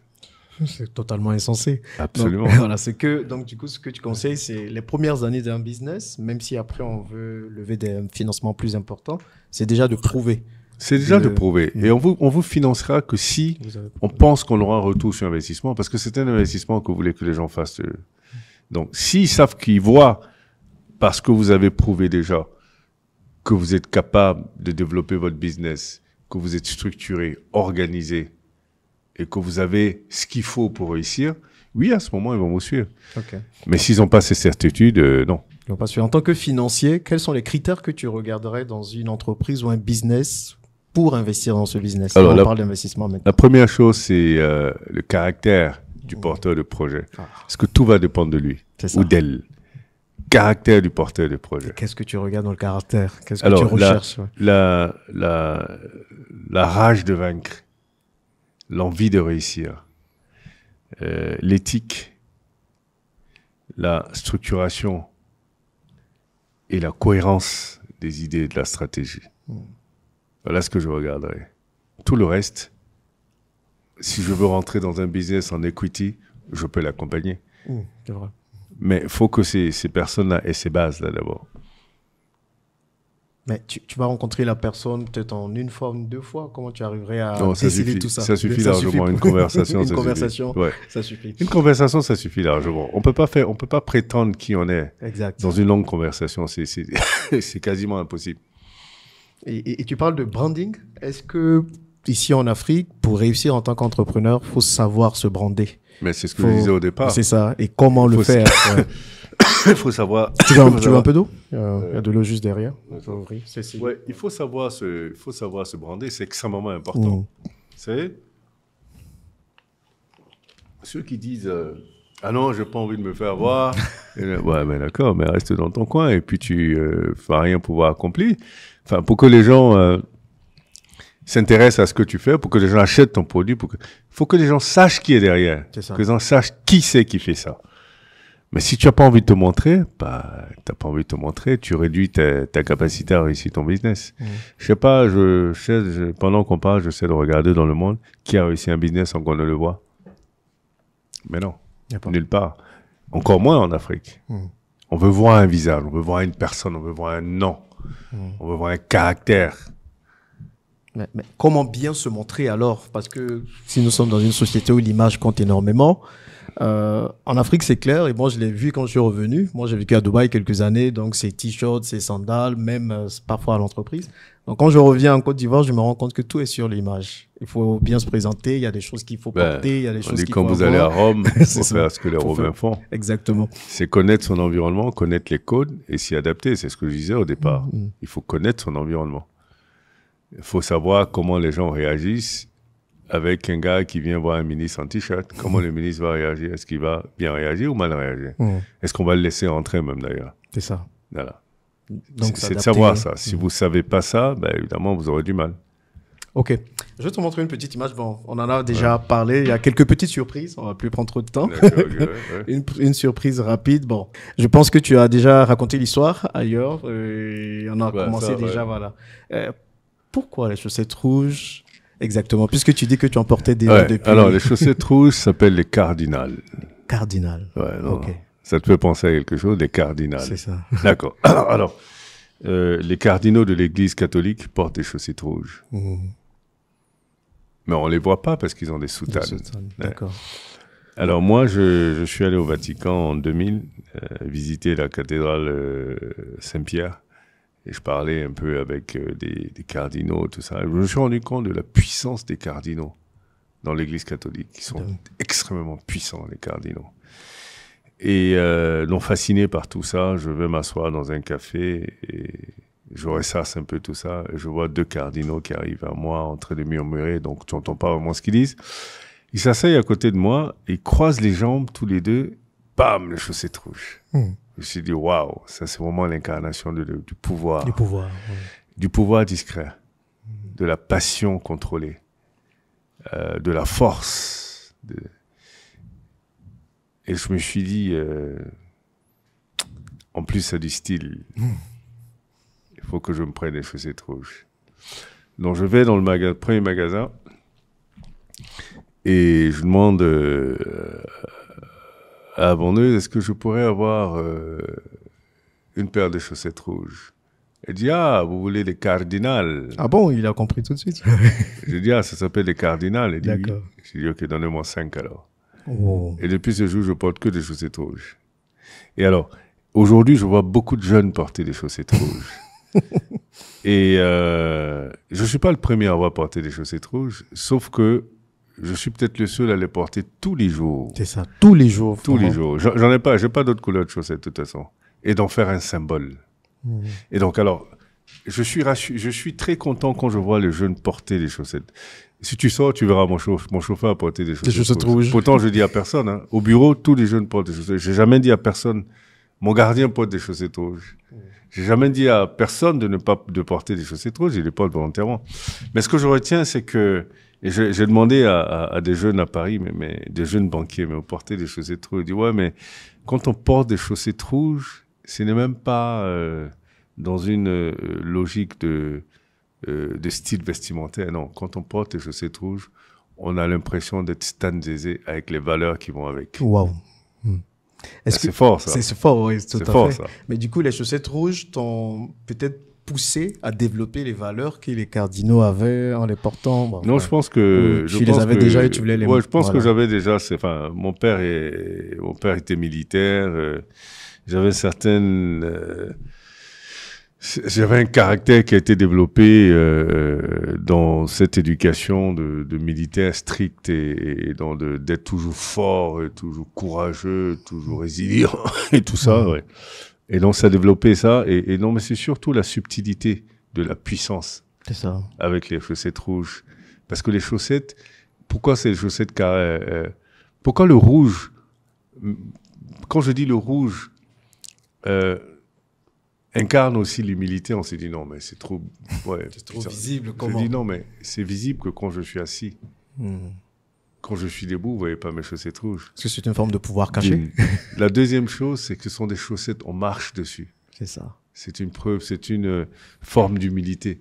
C'est pas une chemise, c'est pas un pantalon, mais c'est une chaussette, on marche dessus la chaussette. Un symbole d'humilité. Et tout ça, c'est incarné dans les chaussettes rouges. Enfin, j'ai fait ressortir ça moi. Dans ma compréhension des chaussettes rouges. Et donc, c'est pourquoi je suis content de voir quand les jeunes portent des chaussettes rouges. Quand je dis mon chauffeur, quand on sortira, tu verras, il a porté des chaussettes rouges. Est-ce que lui aussi se voit dans ce caractère-là, tu vois. Ok. Mais est-ce que pour réussir son branding, du coup, il faut avoir un signe distinctif comme ça? Absolument. Absolument. Il faut avoir un signe distinctif, quelque chose qui vous distingue des autres. C'est ça. Et c'est en ça que votre branding devient très puissant, parce que ça vous distingue des autres. Des autres, oui. Vous pouvez avoir un branding qui est cool, mais qui ressemble à d'autres gens, mais ça vous distingue pas spécialement, mais ça, quand même, vous fait apparaître comme quelqu'un, vous fait connaître, vous fait, vous ouvre, si vous voulez, un network et tout ça.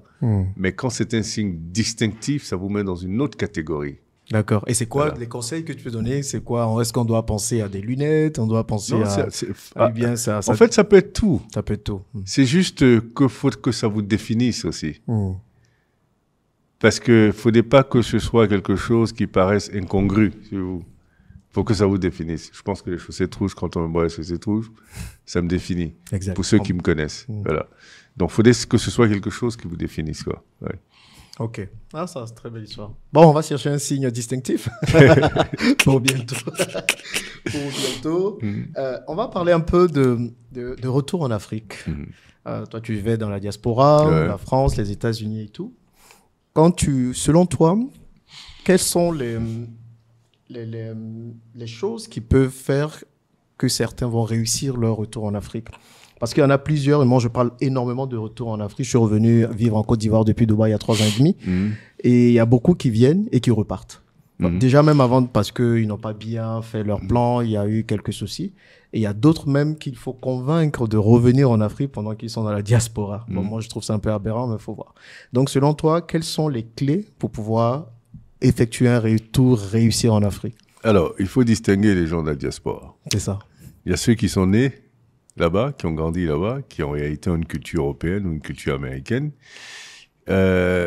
pour lesquels le retour n'est pas quelque chose de systématique, n'est pas quelque chose de normal. En fait, pour eux, revenir, c'est quitter leur environnement normal pour aller dans un nouvel environnement qu'ils ne connaissent pas, qu'ils vont découvrir. C'est ça. Mais quand vous partez après le bac, ou vous partez au lycée, vous êtes né en Afrique, même si vous partez à 10 ans, 11 ans, revenir en Afrique, c'est ce qui est normal. En fait, surtout si vous êtes allé pour faire des études. Enfin, je dis, revenir en Afrique, c'est ce qui est normal. Donc, je veux dire, on n'a pas besoin de te supplier pour ça. Donc, tu ne reviens pas à l'aventure dans ton propre pays. Tu reviens dans ton pays, c'est ce qui est normal. Parce que là où tu es, c'est là où tu as l'aventure. C'est ça.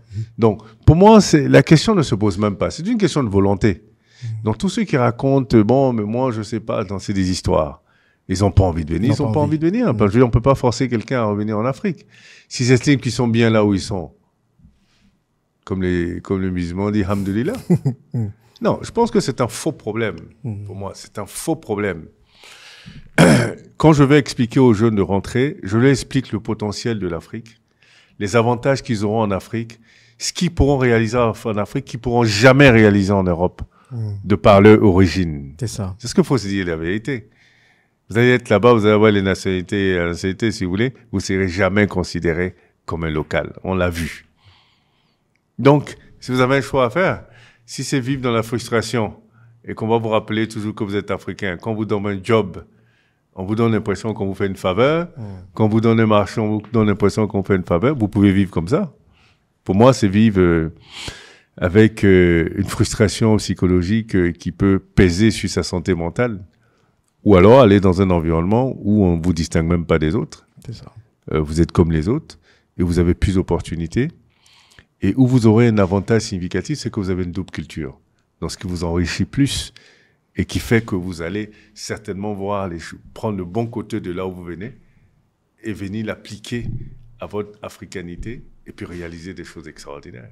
Maintenant, c'est un choix. Moi, quand j'ai décidé, moi, c'était normal de revenir. Il n'y a même pas de questions, même. Et j'ai décidé, un jour, j'étais à la Banque mondiale, j'ai travaillé à la Banque mondiale, je suis sorti de la banque, et il faisait froid, et je suis allé manger, et je sentis cette solitude-là. Je me dis, mais qu'est-ce que je fais ici? 2 semaines après, je suis rentré définitivement. Comme ça? Comme ça. J'avais pas de boulot qui m'attendait, rien.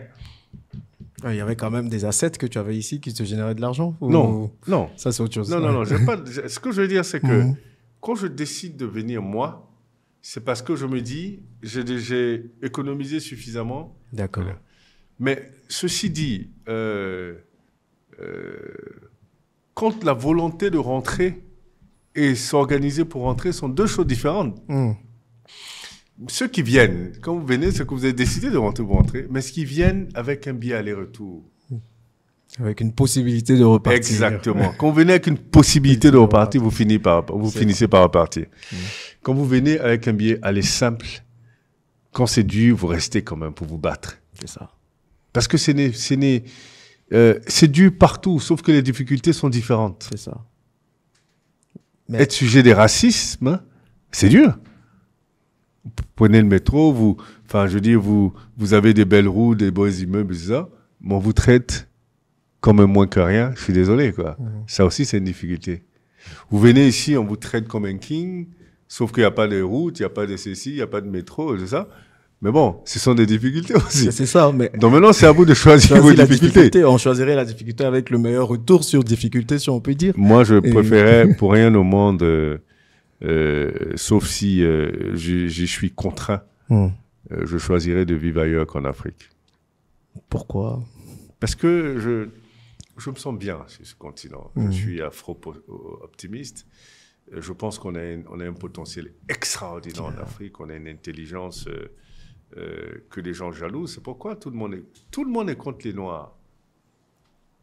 Tout le monde entier est contre. Pourquoi on est contre les gens généralement quand on les jalouse. C'est ça, qui ont du puissance. Tout le monde est contre les Noirs. Mais chaque fois qu'on donne l'opportunité aux Noirs, ils excellent. Que ce soit dans la science, que ce soit dans le sport, que ce soit dans la musique, que ce soit dans la finance, ils excellent. Ma vraie difficulté, c'est que tous les Africains n'ont pas conscience de leur force. On n'a pas encore pris conscience de notre vrai potentiel et de se mettre ensemble et travailler et s'organiser et emmener l'Afrique là où les Africains veulent que l'Afrique arrive. On ne se compare à personne. On va établir nos propres objectifs et les atteindre. Mais il va falloir s'organiser. Aujourd'hui, il est extrêmement important que les Africains comprennent que la logique de mutualisation va leur permettre plus facilement d'arriver à leur objectif. Cette logique de souveraineté, il faut qu'on la mette de côté pour l'instant. Donc tu es pour une Afrique unie, mais absolument. Les États-Unis d'Afrique, pour moi, les États-Unis d'Afrique, ce serait un rêve extraordinaire pour les Africains. Une seule monnaie, un seul drapeau, okay, avec peut-être des drapeaux d'États, comme une fédération avec des États, mais un seul drapeau africain, les États-Unis d'Afrique. On a tous ce rêve-là. On a tous ce rêve qui est tellement sensé, mais on se demande quels sont les blocages. Pourquoi aujourd'hui les Africains... L'ego des leaders. Des leaders. C'est ça. Tout le monde veut qu'on l'appelle président. Ce que je veux dire, si tu es gouverneur, tu n'es pas président. C'est ça. Donc, il faut que tu sois... Je préfère être président. Il n'y a aucun chef au-dessus de toi. Ceux qui croient en Dieu, il y a Dieu au-dessus d'eux, mais sur terre, il faut qu'ils soient les chefs. Et c'est dommage parce que l'Afrique ne bénéficie pas de tout son potentiel. Pourquoi l'Afrique est autant exploitée par les Occidentaux? Mais parce que les Africains sont divisés. C'est pourquoi on arrive à les exploiter. C'est parce qu'ils sont divisés. 54 pays ensemble, je ne sais pas qui peut vraiment nous menacer, qui peut nous intimider. 54 pays en un seul pays, comme les États-Unis, 50 pays. En réalité, c'est 50 pays, les États-Unis. Donc 54 pays, enfin, je veux dire, on a tout ici. On a tout. Maintenant, c'est une question d'organisation, de structuration et de mutualisation de nos forces. Et ça, j'arrête pas à le dire à qui veut l'entendre. Il faut que les Africains apprennent à mutualiser leurs forces et leur intelligence pour atteindre les objectifs qui vont se fixer eux-mêmes, pas par rapport aux autres, par rapport à leur agenda d'indépendance, à leur agenda de renforcement de leur capacité de défense et de leur capacité de se déployer également. Exact. Ouais. C'est vraiment ce qu'il nous faut. Mais malheureusement, comme on ne voit pas ça venir, et puis on n'a pas l'impression que c'est dans l'agenda de nos leaders, qu'est-ce que les jeunes peuvent faire aujourd'hui pour profiter? C'est ce qu'on inculque aux jeunes aujourd'hui. Qu'est-ce que les jeunes Cette peuvent logique faire? de travail. Je dis aux jeunes, tu es Gabonais, tu n'es pas obligé de rentrer au Gabon quand tu rentres en Afrique. Tu peux rentrer en Côte d'Ivoire. Tu es Sénégalais, tu peux rentrer au Gabon. Tu es Ougandais, tu peux rentrer en Afrique du Sud, ainsi de suite, quoi. Voyez le continent comme une seule place où vous voulez partir. Ne voyez pas, sortez de cette logique de pays. Commencez à penser Afrique. Arrêtez de penser pays. Pensez Afrique, pensez Afrique. Vous allez voir que vous allez créer une tendance et cette tendance va devenir travailler ensemble entre Africains, baisser les barrières. Comment nous avons l'Union africaine, l'Union européenne, tous les citoyens de l'Union européenne voyagent dans l'Union européenne sans visa. Et pas les citoyens de l'Union africaine. Il y a un problème. Sauf dans des cercles comme l'UEMOA, la CEMAC. La CEMAC, c'est même récemment qu'ils ont commencé à libérer. Non, enfin, je veux dire, c'est difficile dans ces conditions de travailler. Si moi, aujourd'hui, on m'appelle, on me dit, écoute, il y a une réunion demain à Yaoundé pour tel business, je ne peux pas. Parce que je dois aller chercher le visa. Certains pays africains l'ont compris, comme le Rwanda, le Kenya, tout ça, où le visa se fait sur place. En réalité, c'est même pas un visa, c'est un paiement d'entrée. C'est ça. Ce n'est même pas un visa, ça. C'est un paiement d'entrée.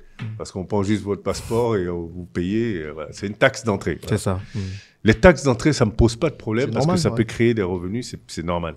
Mais les visas, aller déposer son passeport 1 semaine, 2 semaines, enfin, bon, la réunion, elle est déjà terminée, hein. Donc, ça limite les opportunités. Non, mais ça limite les opportunités voilà, entre Africains. Nos monnaies ne sont pas convertibles. Voilà. Tu veux acheter quelque chose au Ghana, il te faut passer par le dollar. Tu veux acheter quelque chose au Cameroun, il te faut passer par le dollar. Nos monnaies ne sont pas converties. Tout ça, ça nous limite. C'est ça. Nos marchés des capitaux sont cloisonnés. On ne peut pas être ici emprunter au Ghana, ou emprunter au Cameroun, ou emprunter au Rwanda. Mais c'est aussi une volonté des Occidentaux que ça se passe comme ça. Oui, mais on n'a pas besoin d'accuser qui que ce soit. Il faut qu'on s'organise. Est-ce qu'on est obligé d'accepter ce qu'ils nous demandent de faire? Il faut qu'à un moment donné, on arrête d'accuser les autres. Vous, ce qui vous arrive, c'est ce que vous laissez vous arriver. C'est simplement. Donc pour moi, je ne suis pas une victime. Je suis une victime de personne. Je ne serai jamais une victime de personne. Et donc je n'accuse personne de ce qui m'arrive. Mon père m'a dit, ce qui t'arrive, c'est parce que tu as laissé. C'est parce que tu as permis que ça arrive. Que ça arrive.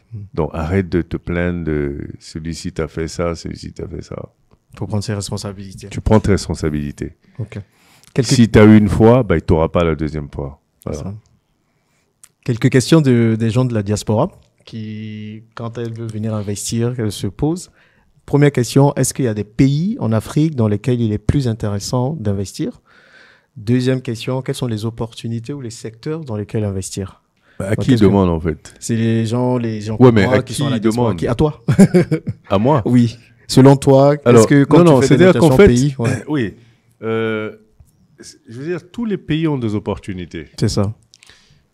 Tous les pays ont des risques et tous les pays ont des taux de retour sur investissement. Donc l'investisseur se pose 3 questions. Quelle est l'opportunité d'investir dans le pays? Quel est le retour sur investissement auquel je veux m'attendre? Et quel est le risque de perdre mon capital? Il faut lire les analyses qui sont faites sur le pays. C'est ça. Parce que bon, je veux dire, nous on fait beaucoup d'analyses, ils peuvent toujours nous consulter. Il faut lire les analyses. On fait des analyses économiques, on établit les cartographies de risque. Là, je ne peux pas citer des pays. Il n'y a pas un top 3 de pays dans lesquels, vers lesquels se tourner. Tous les pays sont ont des opportunités. La Côte d'Ivoire a des opportunités, le Sénégal en a, le Bénin en a. Il y a des pays comme le Bénin qui sont en train de vraiment bien se structurer, s'organiser. Parce qu'à la fin de la journée, c'est ça. Il faut que l'environnement soit structuré. Le Rwanda, ils sont structurés. Le Botswana, ils sont structurés. Il y a des pays qui, comme ça, de prime abord, sont structurés. Maintenant, il faut regarder les opportunités. Donc, pour chaque pays où on a envie de partir, il faut regarder.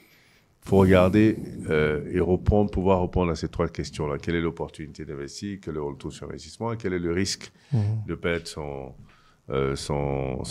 capital? Donc, c'est regarder l'environnement des affaires, le système judiciaire, tout ça. Tout ça, c'est pourquoi c'est important les informations. Il faut lire, il faut s'imprégner des informations. Nous faisons des analyses. Nous faisons des analyses économiques, sectorielles, économiques pays, des analyses financières. Donc, ils peuvent consulter des agents spécialisés comme nous pour pouvoir avoir les informations avant de prendre des décisions d'investissement encore. Ouais. Ok, ça c'est génial. Est-ce qu'il y a des secteurs à privilégier? Il y a d'autres à peut-être... L'avantage de l'Afrique, c'est que tout est à développer. Tous les secteurs. Maintenant, il faut regarder les secteurs qui sont les mieux organisés en termes de loi, en termes de réglementation, en termes d'industrie, enfin si vous voulez, de réalisation déjà faite et tout ça. Il y a des secteurs qui sont matures, comme par exemple le bâtiment. Il y a des secteurs qui sont moins matures, comme l'agrobusiness ou l'agriculture. Et il y a les secteurs du service, par exemple, les télécoms et tout ça sont matures. Donc, il y a des secteurs matures, des secteurs moins matures, mais tous les secteurs d'activité sont attractifs parce qu'il y a tout à faire. Maintenant, quand on vient, un premier temps, si on a un goût du risque qui est faible, on va aller dans des secteurs qui sont les mieux structurés. Si on a un goût du risque plus élevé et on cherche un retour sur investissement plus élevé, on ira dans l'agriculture où on pense que c'est moins structuré. En Afrique, pour l'instant, dans beaucoup de pays, c'est moins structuré, où on peut révolutionner les choses. Il faut que les gens cherchent à révolutionner les choses. C'est ça. Il ne faut pas que les gens soient dans une logique attentiste. J'attends que quelqu'un fasse et moi je viens maintenant. J'attends que quelqu'un crée l'écosystème et je viens. J'attends que quelqu'un crée l'opportunité et je viens. Non, il faut que les Africains apprennent à être des pionniers. Il faut que les Africains apprennent à être ceux-là qui vont créer justement les opportunités. N'attendez pas, il ne faudrait pas qu'ils attendent que d'autres gens créent les opportunités. Maintenant, aujourd'hui, il y a de plus en plus de RIPAT qui justement créent des structures pour répondre aux problématiques, aux inquiétudes des diasporas, parce qu'eux aussi sont de la diaspora. C'est ça. Et voilà. Et donc, il faut chercher, ça existe. Aujourd'hui, les terrains, par exemple, je connais quelqu'un qui a créé une structure qui, elle, achète les terrains et les revend aux gens de la diaspora. Je pense qu'on est la même personne. Voilà. Donc, il y a toujours des opportunités. Mais le plus important, c'est de venir sur place. OK. Et quels sont tes conseils pour toute personne qui vient sur place? Question... C'est d'apprendre si ça fait longtemps qu'ils ne sont pas venus, d'apprendre à reconnaître, à se reconnecter psychologiquement, reprendre la sensation, ressentir la sensation de l'environnement, rentrer en feeling avec l'environnement, rencontrer les gens, networker, c'est important aussi. S'organiser et voilà, une visite comme ça de 2 semaines, 3 semaines, parler avec tout le monde, on regarde, on observe, on pose des questions et tout ça, et ça permet d'avoir une idée plus ou moins claire de comment évolue l'environnement, quoi. OK. On tend vers la fin. Une question que tout le monde se pose, c'est de se dire, avec la carrure que tu as, avec tout ce que tu as réalisé, pourquoi tu ne fais pas de politique? Alors, je pense que c'est une question que tu reçois parfois. C'est juste parce que les gens définissent mal la politique. Parce que la politique, c'est pas être élu ou être ministre ou être président. La politique, c'est la gestion de la cité. Et tout le monde participe à la gestion de la cité. Alors moi, je suis à la tête d'une agence de notation financière. On influence les politiques publiques, on influence les décisions d'État, les décisions d'investisseurs et tout ça qui sont des acteurs de la cité. Donc on fait de la politique. C'est juste qu'on ne fait pas de la politique politicienne, si c'est ce que les gens veulent le penser. Mais je crois en mon destin et je pense que mon destin il est déjà écrit. Donc ce que Dieu a décidé que je ferai pour le reste de ma vie, je le ferai de toute façon. De toute façon. Donc si ça, c'est prévu, ils le sauront au moment où Dieu aura décidé que c'est prévu et que je dois le faire. Donc, aujourd'hui, je pense que ce que je fais apporte énormément à l'Afrique. Je suis très content de ce que je fais. Je suis très content de la collaboration que j'ai avec les différents États, de l'importance de ma mission, de l'importance de mon travail. Et je ne suis pas en train d'anticiper sur mon destin ou sur mon futur. J'évolue. Je continue à impacter les jeunes qui veulent rentrer en Afrique, qui veulent même rester en Europe, développer leur carrière, développer ce mindset africain avec une connexion avec l'Afrique, donner de plus en plus confiance aux Africains sur ce qu'ils peuvent faire, décomplexer les Africains, déconstruire la narrative coloniale et reconstruire une narrative africaine. Et tout ça, c'est tellement de choses à faire, excitantes et palpitantes, que je suis mon destin. Il y a toujours des chapitres qui s'ouvrent que je trouve intéressants. Là, je viens de créer Bloomfield Intelligence, donc qui est un cabinet d'intelligence économique dont l'objectif est de contextualiser l'analyse économique, sociale, culturelle et financière. Et c'est extraordinaire. Donc, tout ça contribue à influencer les décisions politique, privée et tout ça. Donc, je fais de la politique en réalité. Ouais. Mais ce ne serait pas Une exception de te voir devenir demain ministre, président, tout ça. Écoute, demain, quand ça arrivera, on verra. On verra. OK, dernière question, et puis c'est bon. On a un vrai souci de gestion d'argent dans notre communauté. Malheureusement, on voit des personnes qui soit vivent au-dessus de leurs moyens, ne savent pas gérer, ne savent pas épargner et tout. Donc, plusieurs personnes, quand j'ai dit que j'allais te rencontrer, voulaient savoir comment M. Zézé gérait son argent. En pourcentage, est-ce que tu fais des investissements spéciaux, ma femme me demande ça des fois. Elle dit, mais je n'arrive pas à comprendre comment tu arrives à économiser autant d'argent. C'est ça. Et je dis, parce que on décide d'épargner. Exactement. Épargner, c'est pas le reliquat de nos dépenses.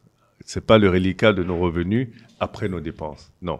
Épargner, c'est une décision d'investissement en réalité. C'est une décision stratégique d'ailleurs. C'est de dire, je touche 1 million. Chaque mois, j'économise 300 000. Donc, on décide d'économiser cette somme. Donc, je vis sur 700 000. J'économise 300 000, je vis sur 700 000. Donc, toute ma programmation des dépenses va se faire sur les 700 000. Il faut avoir une force de caractère, c'est extrêmement important. On ne touche pas aux 300 000. OK? C'est ça, épargner. Donc, épargner, déjà, c'est une décision stratégique. Épargner, c'est pas... Ah, j'arrive pas à épargner parce que toutes mes dépenses bouffent mon salaire. Non. Donc, ça veut dire que quand on a décidé ça, il y a des dépenses qu'on va réduire. Voilà. Il y a des gaspillages qu'on va réduire. D'ailleurs, ça vous permet de vous structurer. C'est-à-dire que ça vous permet de vous structurer. Ça, c'est extrêmement important. Si vous ne le faites pas, si vous n'êtes pas discipliné, vous ne pourrez pas épargner. Maintenant, la gestion de l'argent, c'est-à-dire qu'il faut que les gens prennent l'habitude de faire des budgets. Il faut qu'ils prennent l'habitude de se dire, par mois, voilà ce que je dépense, voilà ce dont quoi j'ai besoin. Et ajuster le budget. C'est de dire, bon, je vais 4 fois par mois au restaurant, est-ce que c'est nécessaire? Parce que ça bouffe déjà 150 000 dans mon salaire, est-ce que c'est nécessaire? 2 fois, c'est autant bon que 4 fois. Pourquoi je vais au restaurant? Je veux une petite vie sociale avec ma femme, par exemple. Voilà. Donc, je veux dire, au lieu d'aller au restaurant, on peut faire le restaurant à la maison. C'est ça. Voilà. C'est-à-dire que, bon, on dit aux enfants, allez passer les vacances, allez passer le week-end chez les grands-parents. Et puis, je suis le chef, par exemple, ou ma femme est la chef, on prépare, enfin, et c'est même plus intéressant. Tu vois ce que je veux dire? Et vous réduisez. Donc, c'est-à-dire que vous n'avez pas investi, c'est la même nourriture que vous allez manger, là. Mais vous mettez un peu d'artifice. C'est ça. Et ben voilà. Et vous avez économisé l'argent du resto. Donc, c'est être ingénieux, c'est être créatif. Aussi. Mais être toujours, c'est-à-dire conscient des dépenses. C'est que toujours, est-ce que c'est important pour moi d'acheter ça? Je veux acheter une montre. Est-ce que c'est important, là, aujourd'hui, d'acheter une montre de 1 000 euros, alors que je pourrais acheter une montre de 100 euros pour l'instant parce que je veux construire. Donc, les 900 euros, là, si je mets ça sur le compte, donc ces 1 000 euros qui traînent là, je veux acheter une montre. Est-ce qu'aujourd'hui, au moment là, c'est nécessaire? C'est ça. Peut-être qu'à un moment donné, ce sera nécessaire, ou ce sera important, ou ça ne va pas représenter grand-chose. Tu vois? Tu sais, Sarkozy disait une chose, et les gens trouvaient que c'était un peu de la bourgeoisie. Il dit à 50 ans, si vous n'avez pas votre Rolex, c'est que vous avez raté votre vie. Exact. Les gens l'ont compris littéralement à 50 ans, il te faut acheter une Rolex. Vous savez, de 20 ans à 30 ans, c'est l'apprentissage. Donc, on a l'école, on a l'université, des stages, premier boulot, c'est l'apprentissage. De 30 ans à 40 ans, c'est la consolidation de l'expérience, en réalité. Ça, je dis ça en moyenne. Hein. Maintenant, après, pour d'autres gens, ça change. Mais en moyenne, pour la grande majorité. De 40 ans à 50 ans, on construit sa richesse. C'est-à-dire qu'à 50 ans, on devait être au niveau de richesse qu'on souhaite. C'est-à-dire qu'à 50 ans, on ne doit pas être en train de courir à gauche, à droite. On n'a même plus les forces. À 50 ans, on doit commencer à enjoy. C'est ça. Donc, c'est la symbolique qu'il voulait dire. À 50 ans, on a sa Rolex. Pourquoi Rolex? Ça peut être Casio, mais pourquoi Rolex? Parce que la Rolex, c'est un signe extérieur de réussite. Exactement. Ça veut dire qu'à 50 ans, on doit commencer à profiter. On peut se permettre de s'acheter une Rolex. Voilà, c'est pas... de 50 ans à 60 ans, on enjoy vraiment full effect, quoi. De tout ce qu'on a fait comme travail jusqu'à 50 ans. Et puis maintenant, de 60 ans à 70 ans, on commence à lever le pied. On enjoy, mais bon, moins férocement que entre 50 et 60. Donc là, tu es dans une 70 phase ans, où on pense à on pense à retraite. T'es dans la phase d'enjoyment, là. Non, moi, je suis dans la Play hard. No, work hard, play harder. Play harder. Yeah. Ok, on voit. Rolex, cigare, tout ça, ça fait partie. Voyage et tout. C'est ça. Je travaille pour, donc franchement. C'est une forme de récompense donc, aussi. Quand les gens me critiquent, je dis, mais critiquez comme vous voulez. Moi, j'ai travaillé pour. Donc, je m'en fous, franchement, de vos critiques. Donc là, aujourd'hui, tu n'es pas forcément dans une vision épargner totalement. Non, aujourd'hui, j'épargne un peu, je profite. Voilà, non, j'épargne, je profite, j'investis. D'accord. En même temps. Mais ce que je dis, quoi, l'investissement me fait pas faire des sacrifices aujourd'hui. Aujourd'hui, je fais pas de sacrifices. C'est-à-dire que j'épargne normalement, j'investis normalement et j'enjoy normalement. Voilà. Mais entre 40 et 50 ans, tu te prives parce que tu construis ta richesse, donc tu investis, donc tu te prives. Tu épargnes le plus que tu peux, tu investis l'épargne, parce qu'il faut toujours avoir de la trésorerie. C'est sûr. Même si vous avez 10 immeubles, il faut avoir de la trésorerie. Parce qu'il y a des choses que vous voudrez faire, parce que des opportunités, par exemple, ou des coups durs et tout ça, il faut avoir de la trésorerie. Parce que c'est pourquoi il ne faut pas tout investir, il faut toujours avoir de la trésorerie. Ça, c'est extrêmement important. Toujours avoir de la trésorerie. Peut-être pour ceux qui ne savent pas pourquoi. Parce que si vous avez 10 immeubles, vous êtes riche de 10 immeubles. On va dire un immeuble est 1 milliard. Vous avez 10 milliards. Mais vous avez zéro épargne, vous avez zéro trésorerie. Vous avez un souci tout de suite. Un immeuble se vend pas en 2 jours. Exactement. Voilà. Donc, il faut toujours avoir un coussin. Il faut toujours avoir l'épargne. Et tout ça, ça se construit. C'est pourquoi je dis, dès le bas âge, il faut inculquer ça aux enfants. Pourquoi à 50 ans, vous n'avez pas un fils ou une fille à 50 ans qui est en train de se chercher? À 50 ans, on ne devrait pas être en train de se chercher. Parce que ça ne veut pas dire être riche. Non, ça veut dire à 50 ans, on devrait être correct. Confortable. Confortable. C'est-à-dire que la facture de l'école de l'enfant arrive, on ne gratte pas la tête. C'est ça. On signe les chèques et on boit son yamakouti. Ou son champagne. Ou son champagne. Ou son cognac. Ou son eau. Mais on est chill, quoi. Tu vois, c'est que y a pas de souci. La facture vient, tac. La tante arrive, dit, ah, mon fils, maman, ma facture, tac. Mais on a l'impression que Stan aimait déjà la belle vie avant. Il aimait bien tout ce qui est bon. Alors, mon père me disait, fiston, tu as intérêt à réussir dans la vie. Pourquoi? Tu aimes trop les bonnes choses. Mes frères et sœurs me disaient ça aussi, quoi. Mais moi, j'ai toujours pensé ma vie depuis que je suis petit, quoi. D'accord. C'est-à-dire que je n'ai même pas envisagé la possibilité de ne pas réussir, quoi. Parce que tu aimes tellement les bonnes choses qu'il fallait te les payer. Me dis, mais j'ai compris très tôt qu'il faut travailler pour avoir ces choses-là. C'est ça. Voilà. Et comme ça, j'ai toujours été quelqu'un d'éthique, toujours été quelqu'un de discipliné qui respecte les règles. Enfin, je suis né d'un père militaire, forcément, on respecte les règles, on est discipliné et tout ça. Mais on se construit des choses. Je suis quelqu'un de très patient. On construit. Ouais. On sait que tu investis massivement dans l'immobilier. Est-ce qu'il y a d'autres secteurs dans lesquels tu sécurises les fonds, tu investis? Aujourd'hui, j'ai 2 entreprises, Bloomfield Investment et Bloomfield Intelligence. J'ai la SCI, une SCI qui gère les biens immobiliers, c'est ça. Et là, on est sur le point de créer une autre structure qui va s'appeler Bloomfield ESG. D'accord. Donc, j'investis dans des entreprises et j'investis dans l'immobilier. Dans l'immobilier. Ça suffit largement. En fait, je n'ai pas envie d'être quelqu'un qui est tellement busy qu'il ne peut pas profiter. Qui n'enjoy plus, quoi. Non, ça ne m'intéresse pas. Parce que bon, je dis pour qui on fait tout ça? Non. Une fois que tu as sécurisé tes enfants, tu as sécurisé ta famille, tu as sécurisé les investissements, enfin, je dis, tu ne vas pas continuer à vous gagner encore plus. Parce que gagner plus, davantage, veut dire qu'il y a des choses à sacrifier. Forcément. Gagner plus, c'est sacrifier la vie de famille, c'est sacrifier le temps avec les enfants, j'ai pas le temps de ça, moi. C'est fini, tout ça. Moi, je vais au travail à 8 heures, je rentre à 18 heures, hein. Je n'ouvre plus mon ordinateur. Ah, c'est fini, tout ça. Tout ça, ok. Ah non, il y a les plus réveils à 4 heures du matin, non, c'est fini. Le week-end, vendredi, je ferme l'ordinateur, je laisse ça au bureau. Je dis, bon, allez, c'est assigné, mais c'est pas ça. Non, mais c'est bien, on sera tous à ce niveau, hein, à 50 ans, forcément. Mais tu reçois beaucoup de critiques pour ça, mais pour toi, c'est... Alors, les critiques ont de la valeur que pour... Les critiques négatives ont de l'importance que pour ceux qui les regardent. Moi, je m'en fous complètement. D'ailleurs, sur mes réseaux sociaux, j'ai like les critiques, moi. Ah bon? On dit, lui, là, c'est tout ça, c'est les gens des sectes, là. Exactement. Clac. Ah, mais il a pas compris. Il y a quelqu'un d'autre qui va répondre, si, il a compris, il veut dire, tu es bête. Non, donc, c'est répondre avec classe. Franchement, c'est pas... C'est-à-dire qu'il faut répondre avec classe, quoi. C'est ça. C'est-à-dire que, en fait, pourquoi lui, ça le dérangerait que quelqu'un vive sa best life? Enfin, c'est qu'il y a un problème.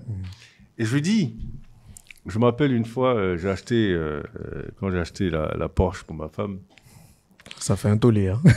Ouais, mais je lui ai dit, donc j'ai une amie qui m'a dit, ah, Stan, vraiment, les gens disent, c'est toi, c'est capable d'Abidjan ici. Je lui ai dit, faut pas m'énerver, sinon ça Ferrari. Voilà. Ici.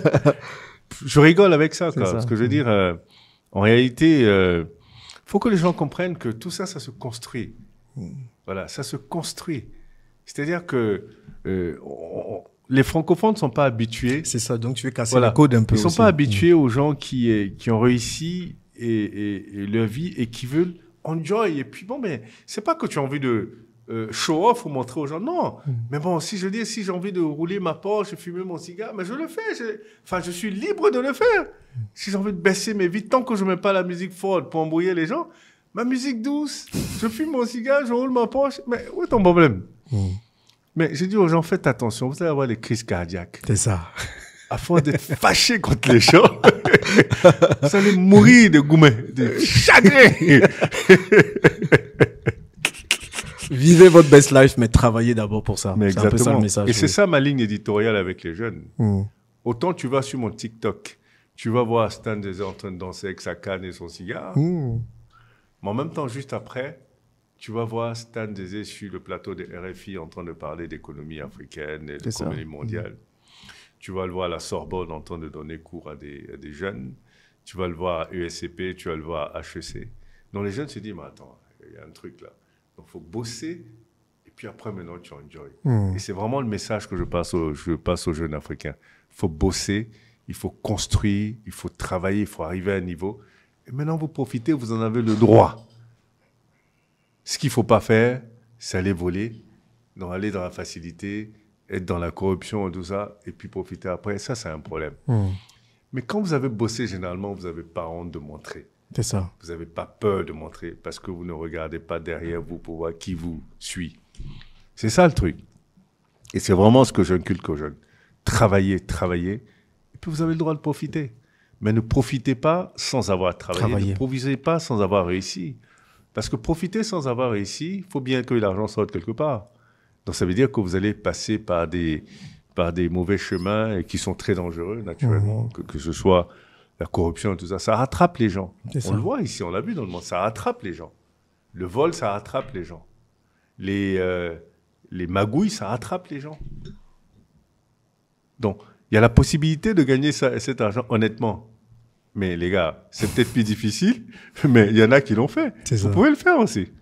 Voilà. En s'inspirant de toi. Okay. Je sais que tu es très pris par le temps. Toute dernière question. Pour profiter, quand on est à la tête d'une entreprise comme d'entreprises comme les tiennes, il faut des personnes qui vont gérer derrière. Il faut déléguer. Donc, quels sont les secrets, toi, que tu as utilisés pour pouvoir avoir des collaborateurs sur qui tu peux te reposer? Mais il faut les former. Voilà. Il faut les former et puis il faut comprendre qu'on réussit en équipe. On ne réussit pas seul. C'est juste pas possible. Quand vous voyez Dangote, c'est parce qu'il y a des gens derrière qu'il y a Dangote.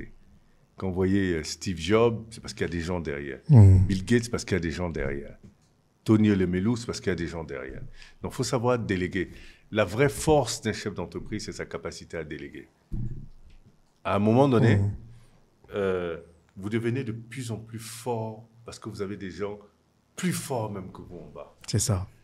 Moi, je dis, je ne recrute pas les gens moins intelligents que moi, ça ne m'intéresse pas. Je recrute des gens plus intelligents que moi. Parce que moi, je ne vais pas te payer pour que moi, je sois plus intelligent que toi. À quoi ça sert à rien. Je te paye pourquoi alors? Non, pour que tu sois plus intelligent que moi, pour m'aider à booster mon business. Donc, j'ai aucun problème de confiance en moi. Aucun problème de confiance en moi. Je donne le pouvoir à mes vice-présidents. J'en ai 5 vice-présidents. Et je peux te dire, aujourd'hui, je suis... pas consultés pour des décisions qui sont dans le cadre de leur pouvoir. Ils viennent m'informer, ah ouais, mais bon, j'ai pris telle décision, on a fait ci. Ah ok, d'accord. Ouais. Donc ce que je veux dire, c'est que si vous pensez que prendre toutes les décisions, contrôler tout, vous donne un pouvoir, au contraire, ça vous affaiblit. Parce que ça veut dire que vous ne serez pas capable, votre entreprise ne sera pas capable de vous survivre. Exact. Le jour où vous n'êtes plus là, l'entreprise se croule. Alors que moi, je voudrais que je voulais que dans 300 ans, on parle de Bloomfield. Je ne voulais pas que quand Dieu décide de me retirer de ce monde, on ne parle plus de Bloomfield. Impossible. Donc, je délègue, je forme mes filles qui prendront la relève, les enfants, ainsi de suite. C'est une société familiale. Hein. Ouais. Ça, c'est clair dès le départ. Ouais. Non, ça, c'est clair. Et okay. De toute façon, toutes les sociétés, au départ, généralement, sont des sociétés familiales. Après, évidemment, elles gardent la holding des sociétés, il y a les actionnaires qui rentrent et tout ça. Parce que la société familiale, c'est pas un mode de gestion. Société familiale, c'est le type d'ownership. Maintenant, après la gestion, évidemment, comme je dis, quand tu délègues, c'est que tu laisses rentrer des gens dans ton capital. C'est justement pour renforcer la gouvernance et tout ça. Mais la société reste une société familiale. Ouais. Super. Merci beaucoup, Stan, pour ton temps. Merci d'être venu par ici. Ouais. Quel serait ton dernier mot à tous ces jeunes, soit vivant en Afrique, soit dans la diaspora? Alors, ceux qui vivent en Afrique, de rentrer dans une logique de réécrire une narrative pour ce continent, déconstruire la narrative coloniale et reconstruire une narrative. Ceux qui sont à l'extérieur, capitaliser sur votre double culture, revenez au pays et aider à tirer ce continent vers le haut. Word up. Word up. Merci d'avoir suivi cette vidéo à vous. Merci encore, Stan. Merci. Donc, dans les commentaires, dites ce que vous avez pensé de cette entrevue. Et puis, si vous venez que Stan vienne pour parler plus en détail d'un point ou d'un autre, je pense qu'on va lui dire. Et puis, il va peut-être accepter avec plaisir. Allez, merci. Et on se dit à bientôt dans la prochaine vidéo. Merci, Stan. Merci.